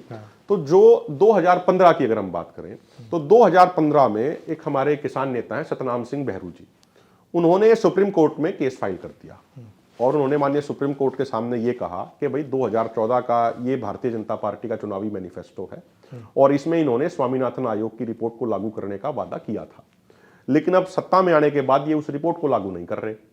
तो माननीय सुप्रीम कोर्ट इसका संज्ञान ले। तो माननीय सुप्रीम कोर्ट ने केंद्र सरकार को नोटिस जारी कर दिया और जस्टिस रामन्ना, जस्टिस मुखोपाध्याय जी की बेंच थी। तो भारत सरकार की तरफ से additional solicitor general Maninder Singh पेश होते हैं और भारत सरकार ने लिखित में एफिडेविट दिया है कि हम स्वामीनाथन आयोग के C2 + 50% फार्मूले को लागू नहीं कर सकते, क्योंकि अगर यह लागू कर दिया तो हमारी अर्थव्यवस्था डिस्टॉर्ट हो जाएगी। और अब 6-7 साल बाद जाके संसद में मंत्री और सांसद कहते हैं कि भाई हमने तो रिपोर्ट लागू कर दी है स्वामीनाथन आयोग की। तो या तो 2015 वाली आपका वो एफिडेविट सही था या आपकी आज की बात सही है। उस समय आप कह रहे थे इसको हम लागू नहीं कर सकते, आज आप कह रहे हैं हमने लागू कर दिया। तो ये एक बड़ा मतलब अजीब सी स्थिति है भाई। दोनों समय तो आप सच बोल नहीं रहे थे, बात तो एक ही ठीक है ना। तो इसलिए जानबूझ के गुमराह किया जा रहा है और विपक्ष के एमपीओ को, जैसा आपने खुद भी कहा, मैं आपकी बात से बिल्कुल सहमत हूं, विपक्ष के एमपीओ को जो जानकारी लेके, जो इंफॉर्मेशन कलेक्ट करके, ठीक है मैं ये नहीं कहता कि हर व्यक्ति को हर चीज की जानकारी होगी, बिल्कुल भाई जिस व्यक्ति की जिस चीज में विशेषता होती है, वो विशेषज्ञ जिस चीज का होता है उसी चीज की जानकारी होती है। लेकिन आप जैसे पत्रकारों ने तो इस मुद्दे को बहुत उठाया है। अरे भाई और कहीं से जानकारी नहीं मिलती तो किसान तक की वेबसाइट पे ही पढ़ लिया करो। मैंने उस पर लिखा था कि भाई ये तो पार्लियामेंट में आपने गलत बोला और धर्मेंद्र यादव के सवाल पे आपने रिटर्न दिया है, सब कुछ वेबसाइट में मौजूद है। और आज तक किसी भी एक सांसद ने एक चिट्ठी नहीं लिखी कि ये गलत बोला। और पार्लियामेंट में जब आप लोकसभा अध्यक्ष हर चीज़ को बोलते हैं कि एथेंटिकेट करिए, तो क्या एथेंटिकेट किया गया था? ये एक भी सांसद ऐसा नहीं हुआ, राहुल गांधी या जितने भी हैं, कई सारे इकोनॉमिस्ट भी हैं उसमें। तो किसानों के मुद्दे पे विपक्ष भी कोई, मुझे नहीं लगता कि कोई गंभीरता है। आज स्थिति ये है, ये घटना तो है 35-40 साल पहले की। एक व्यक्ति एमपी का चुनाव लड़ते थे और वो 2-3 बार एमपी बने भी, और वो किसानों के बीच में जाके क्या प्रचार करते हैं, भाई वो एमपी हैं, उनकी एक समझ विकसित होगी, उनकी एक चेतना विकसित होगी, तो उनकी जिम्मेदारी ये बनती है वो अपने समाज को भी अवेयर करें, अपने समाज को भी जागरूक करें। वो कहते हैं भाषण में कि देखो भाई अब की बार मुझे वोट दे देना, मुझे सांसद बना देना, मैं आपसे वादा करता हूं कि अब तक जो पानी आ रहा है ये वो पानी आ रहा है जिसमें से बिजली तो पीछे ही बाखड़ा बांध पे निकाल ली गई है। अगर मैं सांसद बना दिया तो मैं बिजली वाला पानी आपके लिए लेके आऊंगा।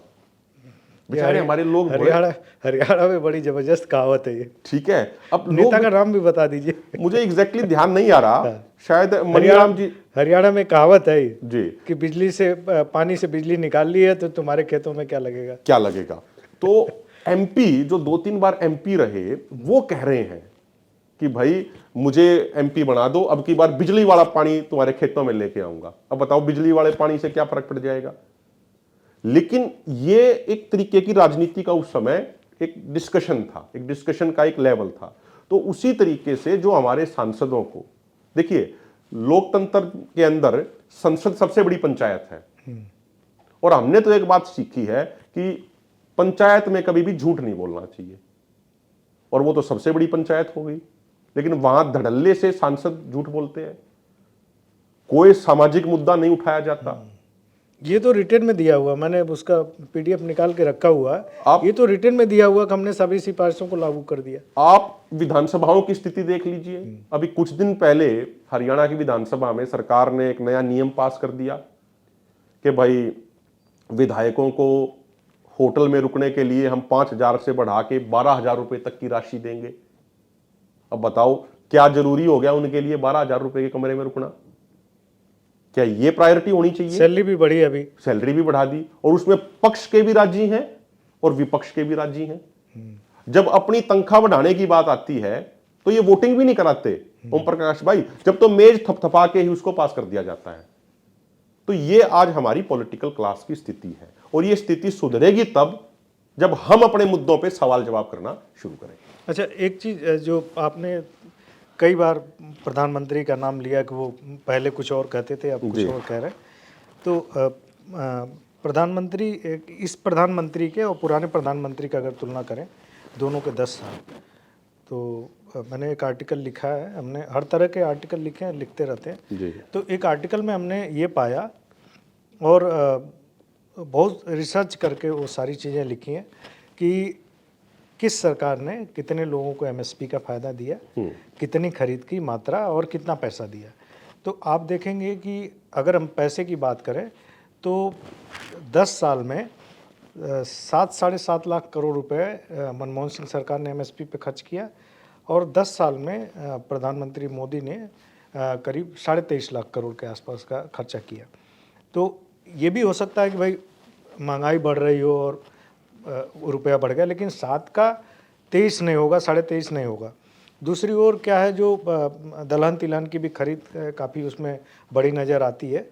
तो जब खरीद बढ़ रही है, एमएसपी के बेनिफिशियरी बढ़ रहे हैं, और पैसा जो एमएसपी पे खर्च होने वाला वो बढ़ रहा है, तो आप कैसे कह सकते हैं कि सरकार एमएसपी पे कोई गंभीर नहीं है, संजीदा नहीं है? अगर वो एमएसपी को डिस्करेज करना होता तो वो खरीद ही नहीं बढ़ाते, एमएसपी पे जो खर्च है वही नहीं बढ़ाते। देखिए ओम प्रकाश जी, अगर इस बात को हम गहराई से देखें, आप मनमोहन सिंह जी के 10 साल उठा लीजिए और आप नरेंद्र मोदी जी के 10 साल उठा लीजिए, हमने बिल्कुल एग्जैक्टली परसेंटेज कैलकुलेट करी है कि गेहूं का एमएसपी कितने परसेंटेज बढ़ा है और धान का एमएसपी कितने परसेंटेज बढ़ा है। मैं राशि की बात नहीं कर रहा, एग्जैक्टली अमाउंट की बात नहीं कर रहा, मैं परसेंटेज की बात कर रहा हूं, और परसेंटेज में ही हमें देखना चाहिए। क्योंकि अगर आप देखिए, आप जिस चीज का परसेंटेज देखेंगे, अगर वो कम होगी, मान लीजिए हमें 10 का कुछ परसेंटेज निकालना है, तो वो बेसिक सी बात है कि वो उस अनुसार आएगी, और आपकी जिसका आपने परसेंटेज देखना है, अगर वो राशि ज्यादा होगी तो उसकी उस अनुसार आएगी। तो इसलिए परसेंटेज हमें इसमें देखना पड़ेगा। तो परसेंटेज में ज्यादा फर्क नजर नहीं आता है एमएसपी बढ़ाने में, अगर हम उसकी बात करें कितनी एमएसपी बढ़ाई गई है। जहां तक बात है कि भाई टोटल खर्च की बात कर रहा हूँ, एमएसपी पे जो टोटल खर्चा है जी, वो करीब 3 गुना से भी ज़्यादा, 3 गुना से भी ज्यादा हो गया। लेकिन आप उसी कार्यकाल के दौरान आप लागत में देखेंगे, लागत में कितनी बढ़ोतरी आई है। बीज पहले कितने का था, आज बीज कितना बढ़ चुका है। पहले पेस्टिसाइड दवाइयां जो 100 रुपए की 150 रुपए की आती थी, आज वो 700-800 रुपए की आ रही है मार्केट के अंदर। 5-5, 6-6 गुना उनकी कीमत 10 साल में बढ़ चुकी है। तो इसीलिए लागत भी लगातार उसी अनुसार बढ़ी है। किसान की जो नेट आमदनी है, किसान की नेट आमदनी ज्यों की त्यों बनी हुई है। जो उसका अभी देखिए, एक प्रधानमंत्री जी ने एक बात कही थी कि हम 2022 तक किसानों की आय दोगुनी कर देंगे। तो 2022 भी चला गया, क्या सरकार ने कोई डाटा दिया कि हमने कितने किसानों की आय दोगुनी? 2019 के बाद कोई डेटा ही नहीं आया, कोई डाटा ही नहीं आया। फिर एक आईसीएआर ने एक अपनी रिपोर्ट पब्लिश करी कि भाई उन्होंने उन 75,000 किसानों का नाम दिया कि इन 75,000 आईसीआर का तो क्या बात करोगे आप। आईसीआर की तो वो रिपोर्ट ही फर्जी निकली है, फर्जी निकली है। डेटा सारा आईसीआर ने उड़ा दिया सारा, वो नौकरियों का डेटा। आईसीआर की विश्वसनीयता जी तो कोई है नहीं, जी। मैं नहीं मानता आईसीआर की इस वक्त जो है।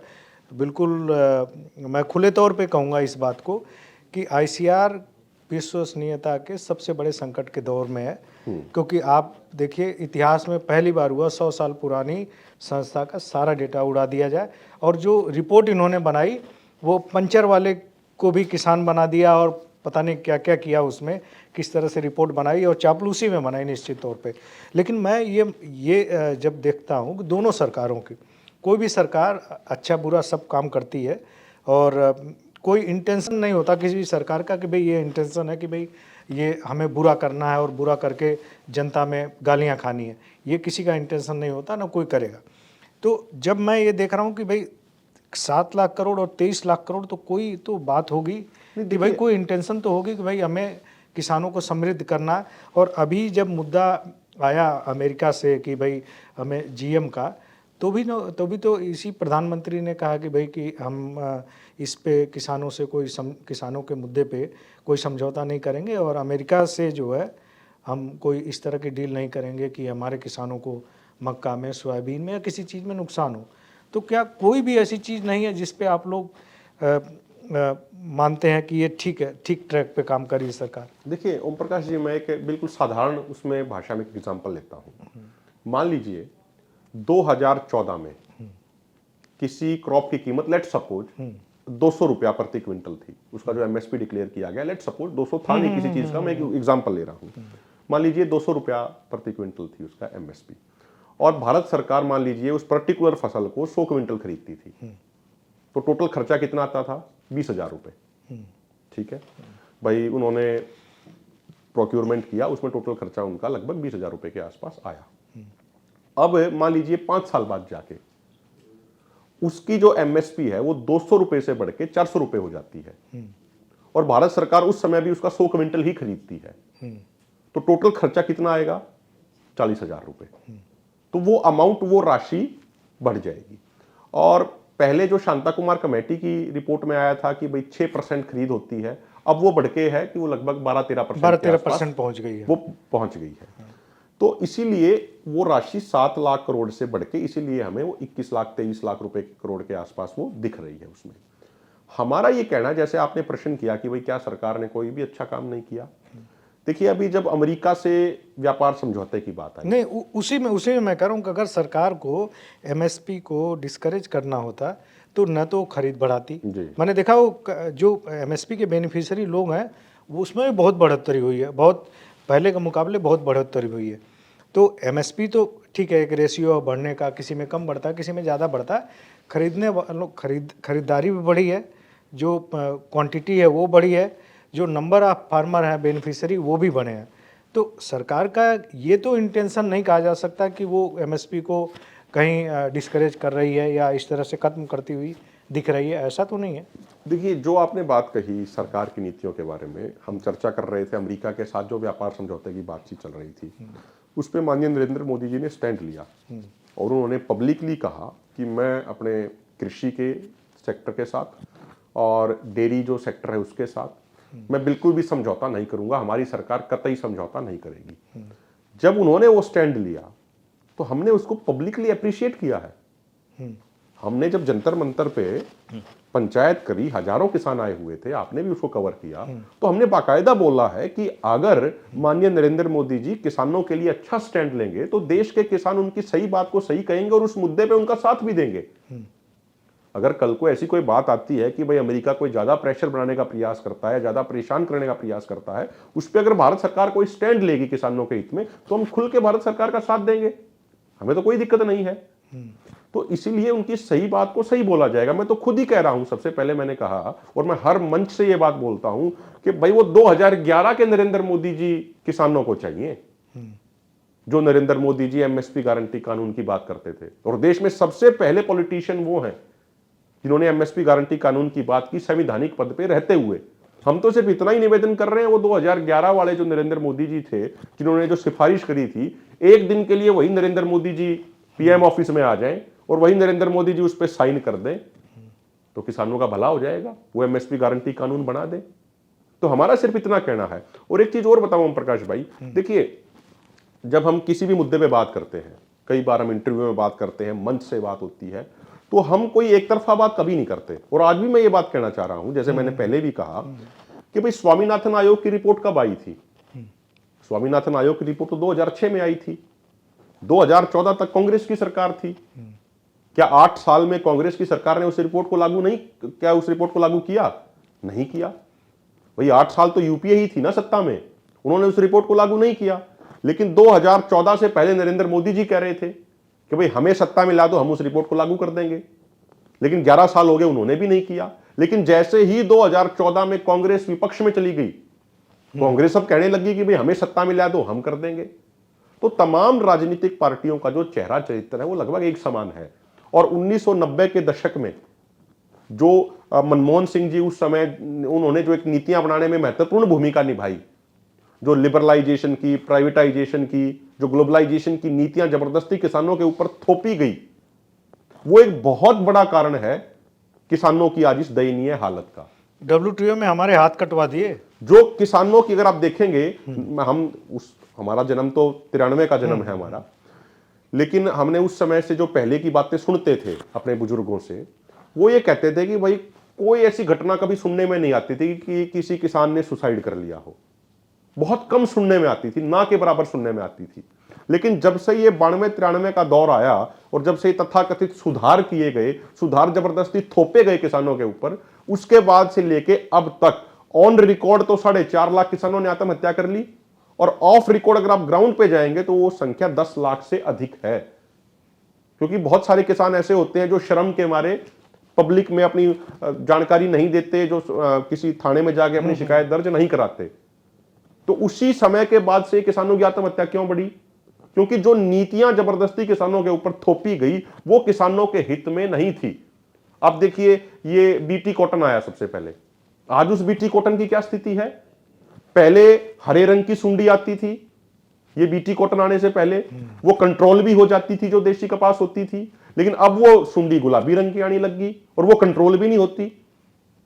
पिछले 5-6 साल की मैं आपको अगर ग्राउंड की स्थिति बताऊं तो 1 एकड़ में नरमे की पैदावार 1 से 1.5 क्विंटल हो रही है जी, खर्चा भी नहीं निकल रहा है। तो इसलिए जो नीतियां उस समय लागू करी गई, आज उन नीतियों का ही दुष्परिणाम हमारा देश भुगत रहा है, हमारे देश का कृषि सेक्टर भुगत रहा है।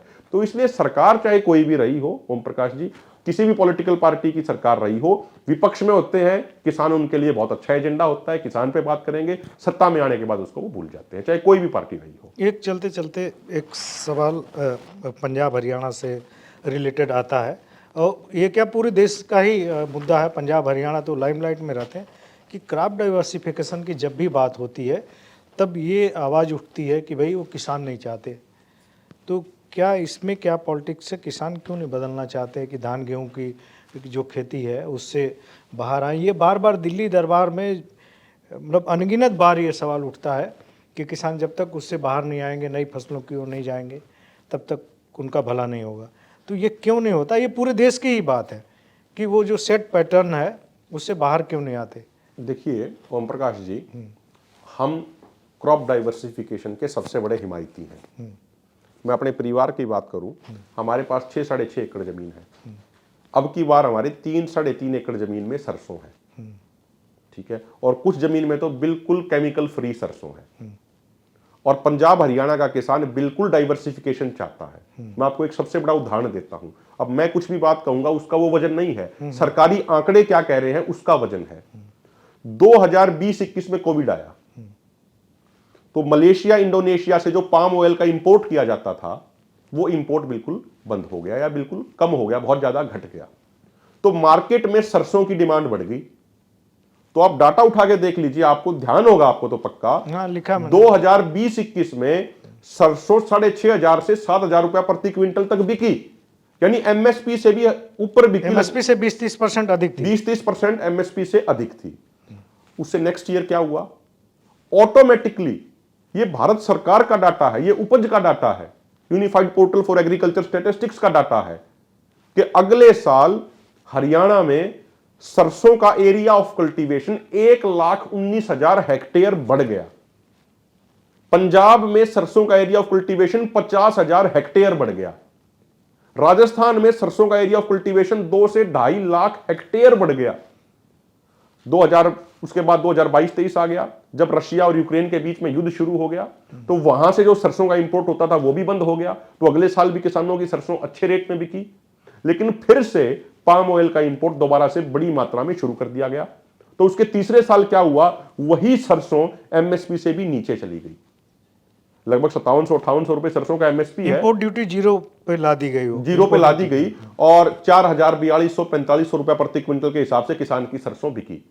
तो ऑटोमेटिकली उससे अगले साल क्या हुआ, किसान ने दोबारा से सरसों की खेती कम कर दी और वो दोबारा से गेहूं पे चला गया।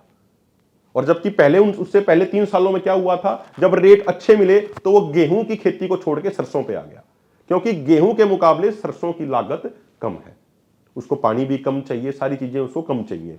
तो मेरा यह कहना है कि अगर भारत सरकार एमएसपी इंश्योर कर देगी कि भाई हम आपको इतना एमएसपी जरूर देंगे, ये हमारी जिम्मेदारी है, ये हमारी गारंटी है, तो किसान अपने आप डाइवर्सिफाई कर जाएंगे। अगर आप गेहूं और धान के उसमें देखेंगे, पंजाब हरियाणा में क्या होता है कि गेहूं की प्रोक्यूरमेंट एमएसपी पे बिल्कुल इंश्योर है। आपने गेहूं की पैदावार करी, आपको कोई चिंता करने की जरूरत नहीं, आप मंडी में लेके आए, आपने गेट पास कटवाया, उसके बाद जे फार्म बनेगा, आई फार्म बनेगा, आपके खाते में रुपए आ जाएंगे। लेकिन क्या अन्य फसलों में, क्या चने के मामले में, क्या सरसों के मामले में ये है? सरसों के ऊपर लिमिट लगा देते हैं कि प्रति एकड़ हम 6 क्विंटल से ज्यादा हम नहीं खरीदेंगे। और हमारा एक और कहना है कि देखिए, हमारे देश के प्रधानमंत्री माननीय नरेंद्र मोदी जी पिछले 3-4 महीने से एक बात पे बड़ा जोर दे रहे हैं, और वो बात है स्वदेशी की, वो बात है आत्मनिर्भरता की। तो जब नरेंद्र मोदी जी उस बात को बोलते हैं तो वो बात बड़ी अच्छी लगती है।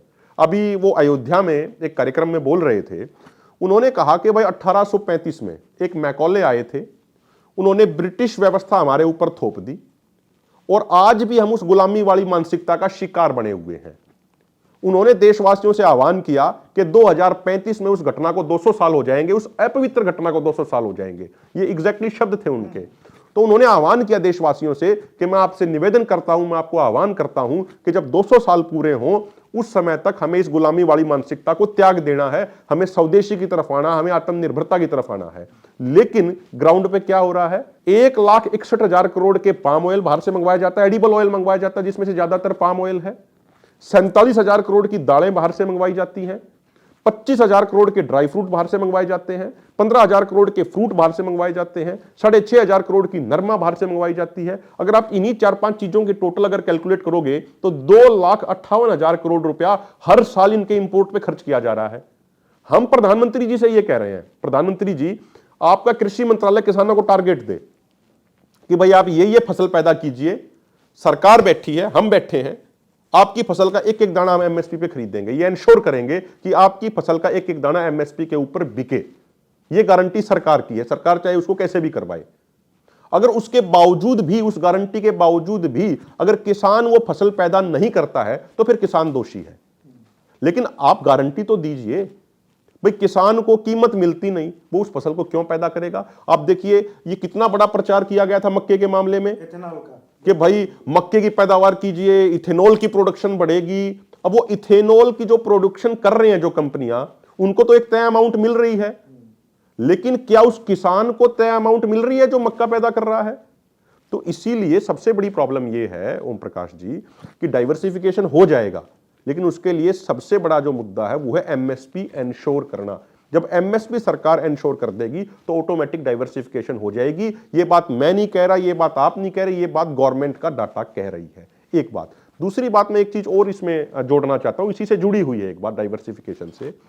जो भारत में किसानों के हक में जो एक आधे कानून बनते हैं, ये एक बड़ा महत्वपूर्ण मुद्दा है जो मैं चाहता हूं आज इस पॉडकास्ट के अंदर हम रेज करें। जो किसान बेचारे संघर्ष करके, सड़कों पे बैठ के, धरने प्रदर्शन करके जो एक आधा कानून अपने पक्ष में बनवा भी लेते हैं, सरकार जो बना भी देती है, वो फिर ग्राउंड पे इंप्लीमेंट नहीं किए जाते। और हरियाणा के किसान आज इस बड़ी समस्या से जूझ रहे हैं। हमारे यहाँ एक मुद्दा था कि जो ये हाई टेंशन वायर निकाली जाती हैं, जगह जगह फैक्ट्रियां लगती हैं, इंडस्ट्रियां लगती हैं, उनके लिए जो बिजली लेके आते हैं, उसके लिए बड़े बड़े खंभे गाड़े जाते हैं। लगभग कई खंभे तो इतने बड़े बड़े होते हैं कि वो 1 बीघा, लगभग 1,000 गज के आसपास भी जमीन ले लेते हैं। और उसके नीचे क्या स्थिति रहती है वो आपको भी पता है कि अगर उस खंबे के नीचे अगर ट्रैक्टर खड़ा कर दिया जाए या तारों के नीचे ट्रैक्टर खड़ा कर दिया जाए तो आधे घंटे में उसकी बैटरी खत्म हो जाती है। मजदूर उस खेत में काम करने के लिए नहीं आते क्योंकि हल्का हल्का करंट महसूस होता है, उस जमीन की वैल्यू पूरे तरीके से खत्म हो जाती है, आवाज आती रहती है। तो 2 से 2.5 साल तक हरियाणा के किसानों ने संघर्ष किया। उसके बाद माननीय नायब सिंह सैनी जी ने एक अच्छा कानून बनाया, बेहतर दिशा में काम करते हुए उस चीज के लिए कानून बनाया, और हरियाणा ऐसा पहला राज्य बन गया जिस राज्य ने उस मुद्दे पे एक कानून बनाया है, एक बेहतर कानून बनाया है अन्य राज्यों के मुकाबले। और उसके बाद माननीय केंद्रीय मंत्री जो ऊर्जा मंत्री हैं मनोहर लाल खट्टर जी, उन्होंने भी सप्लीमेंट्री गाइडलाइन उस पर जारी कर दी, वो भी अच्छी गाइडलाइन जारी करी है, किसान के हित में है। कानून ये बना दिया गया कि भाई जो भी लाइन गुजरेगी उस खंबे के नीचे जो एरिया आएगा उस एरिया का कलेक्टर रेट और मार्केट वैल्यू देखी जाएगी। कलेक्टर रेट और मार्केट वैल्यू में से जो भी ज्यादा होगा उसका 200% उसको मुआवजे के तौर पे दिया जाएगा। तारों के नीचे जो एरिया आएगा उसकी स्लैब बना दी 30, 45, 60% की कि भाई ग्रामीण एरिया में 30% दिया जाएगा, मार्केट वैल्यू और कलेक्टर रेट में से जो भी ज्यादा होगा, सेमी अर्बन एरिया में 45% दिया जाएगा और अर्बन एरिया में 60% दिया जाएगा। तो हमने कई बार तो ये डिमांड उठाई कि भाई आप ये अर्बन, सेमी अर्बन और ग्रामीण को ये अलग अलग क्यों कर रहे हैं? भाई जमीन तो हर जगह ही खराब हो जाती है ना, तो चाहे तो आप सबके लिए ही 60 कर दीजिए, ये अलग अलग भेदभाव आप मत कीजिए। लेकिन फिर भी चलो हम कहते हैं कि अच्छी दिशा में उन्होंने कानून बनाया। लेकिन ग्राउंड पे क्या हो रहा है ओम प्रकाश जी, जहां पे यूनियन जाके धरना लगा देती है, जहां कंपनी वालों को काम करने से रोक देती है, वहां तो किसान के खाते में मुआवजा आ जाता है। सोनीपत में और झज्जर में जिस किसान के खेत में एक खंबा गड़ा, बड़ा खंबा लगभग 1000 गज का जिसने एरिया लिया, एक बड़ी लाइन आ रही है, तो उस किसान को 70 से 75 लाख रुपए का मुआवजा मिला है। किसान यूनियनों ने लड़ाई लड़के दिलवाया है। ऐसी घटना, ऐसा मुआवजा आपको कहीं और देखने को पूरे भारत में नहीं मिलेगा। लेकिन जहां पे किसान बेचारे भोले भाड़े हैं, जहां पे किसान यूनियनें मजबूत नहीं है, वहां आज भी किसानों को एक भी पैसा नहीं दिया जा रहा, एक भी पैसा नहीं मिल रहा, इंप्लीमेंट ही नहीं हो रहा, इंप्लीमेंट नहीं हो रहा। लेकिन जहां पे किसान यूनियन अड़के बैठ जाती है वहां इंप्लीमेंट हो जाता है, जहां कोई स्टैंड नहीं लेता वहां पे वो कोई इंप्लीमेंट नहीं होता। हमारा ये कहना, हमारा ये निवेदन है आपका कि ये बहुत बड़ा प्लेटफॉर्म है, इस प्लेटफॉर्म के माध्यम से हम एक बात सरकार तक पहुंचाना चाहते हैं। भाई जो ये पुलिस वाले अधिकारी बैठे हैं, जो प्रशासनिक अधिकारी बैठे हैं, इनकी क्या जिम्मेदारी है? यही तो जिम्मेदारी होगी ना, जो भारत सरकार ने या किसी प्रदेश सरकार ने जो कानून बना दिया उसको वो लागू करें। अगर गलती से किसान से बेचारे या किसी आम आदमी से थोड़ा सा भी कोई गलती हो जाए, जब भी एफआईआर दर्ज कर दी जाती है, जब भी उसको जेल में भेज दिया जाता है, जब भी उसको थाने में पूछताछ के लिए बुला लिया जाता है, बेशक वो अनजाने में उससे गलती हो गई हो। लेकिन हरियाणा की विधानसभा में एक कानून बना, केंद्रीय मंत्रिमंडल ने सप्लीमेंट्री गाइडलाइन जारी करी, लेकिन उन गाइडलाइंस को, उस कानून को यदि कोई कंपनी लागू नहीं कर रही, यदि कोई कंपनी इंप्लीमेंट नहीं कर रही, तो क्या प्रशासन की यह जिम्मेदारी नहीं बनती कि उन कंपनी वालों के ऊपर एफआईआर करके उनको जेल में भेजे? उनके ऊपर कोई कार्रवाई नहीं होती। तो सबसे बड़ा दुख और सबसे बड़ी विडंबना किसान समाज की यह है कि जो एक आधे कानून हमारे हक में भी बनाए जाते हैं, और मैं बिल्कुल खुल के कह रहा हूं, मुझे कोई दिक्कत नहीं है। हरियाणा सरकार ने माननीय नायब सिंह सैनी जी के नेतृत्व में, उन्होंने मुख्यमंत्री रहते हुए सही दिशा में काम करते हुए एक अच्छा कानून बनाया है, और वो किसी और प्रदेश में नहीं है ऐसा कानून।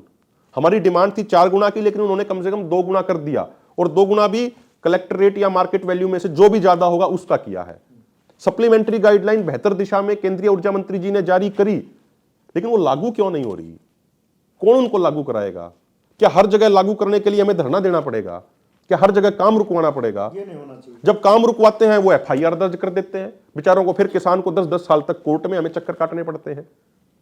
तो उस प्रशासन को कहिए कि भाई जो हमने कानून बना दिया वो लागू होना चाहिए। ये प्रशासन वाले और कंपनी वाले गठजोड़ कर लेते हैं, और जो पैसा आता है उसको आपस में बराबर बराबर बांट के खा जाते हैं, और किसान बेचारा बिना मुआवजे के बैठा रहता है। तो ये भी एक बहुत बड़ा गंभीर मुद्दा है। अभिमन्यु जी, ये एमएसपी पे काफ़ी सारी बातें हुई हैं जी। एक मुद्दा, आपके ही कुछ साथी हैं जो महाराष्ट्र के शेतकरी संगठन से जुड़े हुए, जो शरद जोशी से इंस्पायर्ड लोग हैं, वो ये कहते हैं कि आपकी जो एमएसपी की लीगल गारंटी का मुद्दा है, उसकी बजाय अगर आप ये मांगें कि जो सरकार इंपोर्ट एक्सपोर्ट ड्यूटी का खेला खेलती है कि जब प्याज का दाम बढ़ गया तो एक्सपोर्ट बैन कर दिया, जब सरसों का दाम बढ़ गया तो इंपोर्ट ड्यूटी 0 कर दी, इससे ज़्यादा नुकसान होता है कि सरकार इंपोर्ट एक्सपोर्ट के खेल से बाहर निकल जाए तो मार्केट में अपने आप ही दाम मिलने लगेगा बजाय कि गारंटी देने के। तो इस पे क्या, क्यों इतना कॉन्फ्लिक्ट है जब उनकी बात हम लोग सुनते हैं तो उनकी बात भी सही लगती है कि भाई अगर सरकार ने इंपोर्ट ड्यूटी 45 से घटा करके 0 न किया होता तो शायद सरसों का दाम 5,000 रुपये क्विंटल नहीं आता, वो 7,000 की बजाय 8,000 पहुँच जाता।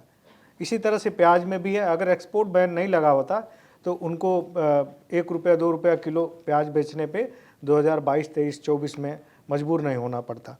तो कहीं ऐसा लगता है कि वो वाली विचारधारा है, आप वाली विचारधारा, दोनों में कॉन्फ्लिक्ट है और इसका जो फायदा है वो सरकारें उठाती हैं। देखिए, मुझे ध्यान है कि जब सरदार जगजीत सिंह डल्लेवाल जी अनशन पे बैठे थे और उनकी हालत बहुत खराब थी, तो शेतकारी संगठन के एक बड़े नेता हैं अनिल घनवट जी, वो आए थे, बिल्कुल मुझे पता। वो आए थे और धुंध का समय था, कोहरा था और रात को 8-10 हज़ार किसान जगते थे कि भाई कभी पुलिस फोर्स आके डल्लेवाल जी को गिरफ्तार करके हॉस्पिटल में एडमिट ना करा दे। तो मेरी कम से कम 3-4 घंटे इस विषय पे डिटेल्ड में बातचीत हुई अनिल घनवट जी से और हम इस निष्कर्ष पे पहुंचे, उन्होंने स्वयं ये बात एक्सेप्ट करी। ठीक है, उनका एक जो आर्ग्यूमेंट है कि भाई इंपोर्ट एक्सपोर्ट पॉलिसियों को भी ध्यान में रखने की जरूरत है, वो बिल्कुल दमदार आर्ग्यूमेंट है। उस आर्ग्यूमेंट को नजरअंदाज नहीं किया जा सकता। इंपोर्ट एक्सपोर्ट पॉलिसीज भी इस तरीके से बननी चाहिए हमारे देश में जिससे किसान को फायदा हो। क्योंकि आप देखिए कि अगर इंपोर्ट ड्यूटी बिल्कुल खत्म कर दी जाएंगी तो जो विदेश में जो बहुत सस्ता माल जो प्रोड्यूस होता है वो यहाँ पे पूरी मार्केट को फ्लड कर देगा, तो यहाँ के किसान का प्रोडक्शन कोई खरीदेगा नहीं। इसी से जुड़े एक अभी लेटेस्ट जो एक बात है, अभी अमेरिकी राष्ट्रपति डोनाल्ड ट्रंप ने 12 बिलियन यूएस डॉलर का स्पेशल पैकेज अपने किसानों के लिए जारी किया है। उन्होंने कुछ नाम दिया है फार्मर ब्रिज, कुछ ऐसा कुछ प्रोग्राम उन्होंने दिया है। 12 बिलियन यूएस डॉलर का मतलब है कि लगभग 1,08,000 करोड़ रुपए उन्होंने दे दिए और उसमें बिल्कुल एग्जैक्टली मेंशन है कि इसमें से ज्यादातर राशि लगभग 1 लाख करोड़ की वो किसान को डायरेक्ट पेमेंट के तौर पे दी जाएगी। तो वहां के किसान की आमदनी है वो इस तरीके की डायरेक्ट पेमेंट से भी होती है, अलग अलग तरीके की जो सब्सिडी है उनसे भी होती है। वहां के किसान की आमदनी सिर्फ फसल बेचने से नहीं होती, उसकी और बहुत सारे तरीके जिनसे उसकी आमदनी होती है। तो इसलिए उनकी फसल कितने में बिक रही है उनके लिए वो महत्वपूर्ण मुद्दा नहीं है, वो बहुत सस्ते रेट में यहाँ पे भेजने के लिए तैयार हो जाते हैं, लागत से भी कम पे बेच रहे हैं, लगातार कर रहे हैं। बिल्कुल। तो इसीलिए इंपोर्ट एक्सपोर्ट पॉलिसियों को ध्यान में रखना बहुत जरूरी है। ये उनके आर्ग्यूमेंट में दम है, ये बात हम भी करते हैं, ये मुद्दा हम भी उठाते हैं। लेकिन जब मेरी अनिल घनवट जी से बात हो रही थी और हम 4-5 घंटे तक हमारी चर्चा चली तो वो इस निष्कर्ष पे पहुंचे। हमने उनको ये कहा कि घनवट साहब आप कह रहे हैं, उनका आर्ग्यूमेंट ये था कि भाई इंपोर्ट एक्सपोर्ट पॉलिसीज हो जाएंगी और भी उन्होंने कई चीजें गिनवाई, अगर ये हो जाएगा तो ये एमएसपी से भी ऊपर चली जाएंगे दाम, ये उनका आर्ग्यूमेंट था। हमने कहा कि एमएसपी से भी ऊपर किसानों को मिले, हम उसमें राजी हैं, हमें कोई दिक्कत नहीं है, लेकिन हम ये कह रहे हैं कि किसी भी सूरत में एमएसपी से नीचे किसान की फसल नहीं बिकनी चाहिए। अगर उसके लिए ये बना दिया जाए कि भाई एमएसपी गारंटी कानून है, एमएसपी से नीचे नहीं बिकने देगी सरकार, सरकार उसकी गारंटी लेती है, ऊपर चाहे कितने में बिके उससे किसको क्या दिक्कत है, उससे तो किसी किसान को कोई दिक्कत नहीं होगी। तो वो उस बात पे एग्री हुए और अनिल घनवट जी ने स्वयं ये बात कही कि भाई ठीक है, हमें कोई दिक्कत नहीं है कि एक मिनिमम एक वो बना दिया जाए कि भाई इससे तो नीचे हम नहीं बिकने देंगे, बेंचमार्क तो होना चाहिए, एक बेंचमार्क तो होना चाहिए। तो उस बात पे वो स्वयं एग्री थे। तो मुझे लगता है कि अगर बैठ के डिस्कशन हो तो एक कॉमन मिनिमम ग्राउंड पे हम पहुंच सकते हैं, ऐसी कोई दिक्कत वाली बात नहीं है। और जहां तक मार्केट की बात है, अगर आप देखोगे जब ये पॉलिसियां अमेरिका में लागू करी गई तो 1970-80 के दशक में अमेरिका में पॉलिसियां लागू हुई एग्रीकल्चर सेक्टर में, उस समय जो एक कंज्यूमर किसी भी एग्रीकल्चर प्रोड्यूस का फाइनल रिटेल प्राइस पे करता था उसका 40 से 45% प्रोड्यूसर यानी किसान की जेब में जाता था। लेकिन जब से ये पॉलिसियां लागू हुई उसके 20 साल बाद का 30 साल बाद का आप आंकड़ा उठा के देखोगे तो जो आज अमेरिका के अंदर एक एग्रीकल्चर प्रोड्यूस का जो एक फाइनल रिटेल प्राइस कंज्यूमर पे कर रहा है उसका मात्र 10 से 12% ही प्रोड्यूसर यानी किसान की जेब में आ रहा है, बाकी वो बिचौलियों का जो उनका जो हिस्सा था वो बहुत ज्यादा बढ़ गया। तो इसीलिए इन पॉलिसियों का जहां जहां ये पॉलिसी लागू करी गई है वहां इनका तजुर्बा, वहां इनका अनुभव अच्छा नहीं रहा और इसीलिए आज पश्चिमी देशों में, अमेरिका में, इंग्लैंड में इतनी भारी भरकम सब्सिडी किसानों को वहां की सरकारों द्वारा दी जा रही है। तो बहुत लंबा हम लोगों की लंबी बातचीत हुई है, लंबा डिस्कशन हुआ और बहुत सारी बातें हैं। ये इतना बड़ा एग्रीकल्चर सेक्टर है, इतना डाइवर्स है कि बहुत सारी बात हो सकती है, घंटों बात हो सकती है, लेकिन समय की अपनी सीमाएं हैं। तो कुहाड़ साहब आप आए और बहुत सारगर्भित तरीके से, बहुत तार्किक तरीके से तमाम पक्षों पे बात रखी। जो अच्छी बात थी सरकार की उसको अच्छा कहा, जो किसानों के लिए ठीक नहीं है उसकी आपने आलोचनात्मक सारी चीज़ें व्याख्या की है, उसकी आलोचनात्मक सारा वर्णन दिया है। ये बहुत अच्छी बात है कि बहुत सारे नेता तथ्यों से अलग इमोशन पे बोलते हैं, लेकिन आपने सारा डेटा फैक्ट सारी तारीखों के उसमें आईने में सारी बातें की हैं। तो आपका यहाँ पे आने बहुत बहुत धन्यवाद। एक मैं छोटी सी बात ओम प्रकाश जी, इसी मामले पे आपने कहा, देखिए अगर प्रधानमंत्री नरेंद्र मोदी जी एमएसपी गारंटी कानून बनाते हैं और वो किसानों को जो उनकी जायज मांग है उनको पूरा करते हैं, तो सबसे पहले प्रधानमंत्री जी का धन्यवाद करने वाले हम लोग होंगे। प्रधानमंत्री जी अपनी स्वयं की 2011 की सिफारिशों को लागू करते हुए एमएसपी गारंटी कानून बना दें, देश का किसान उनका हमेशा ऋणी रहेगा, उनका धन्यवाद करेगा।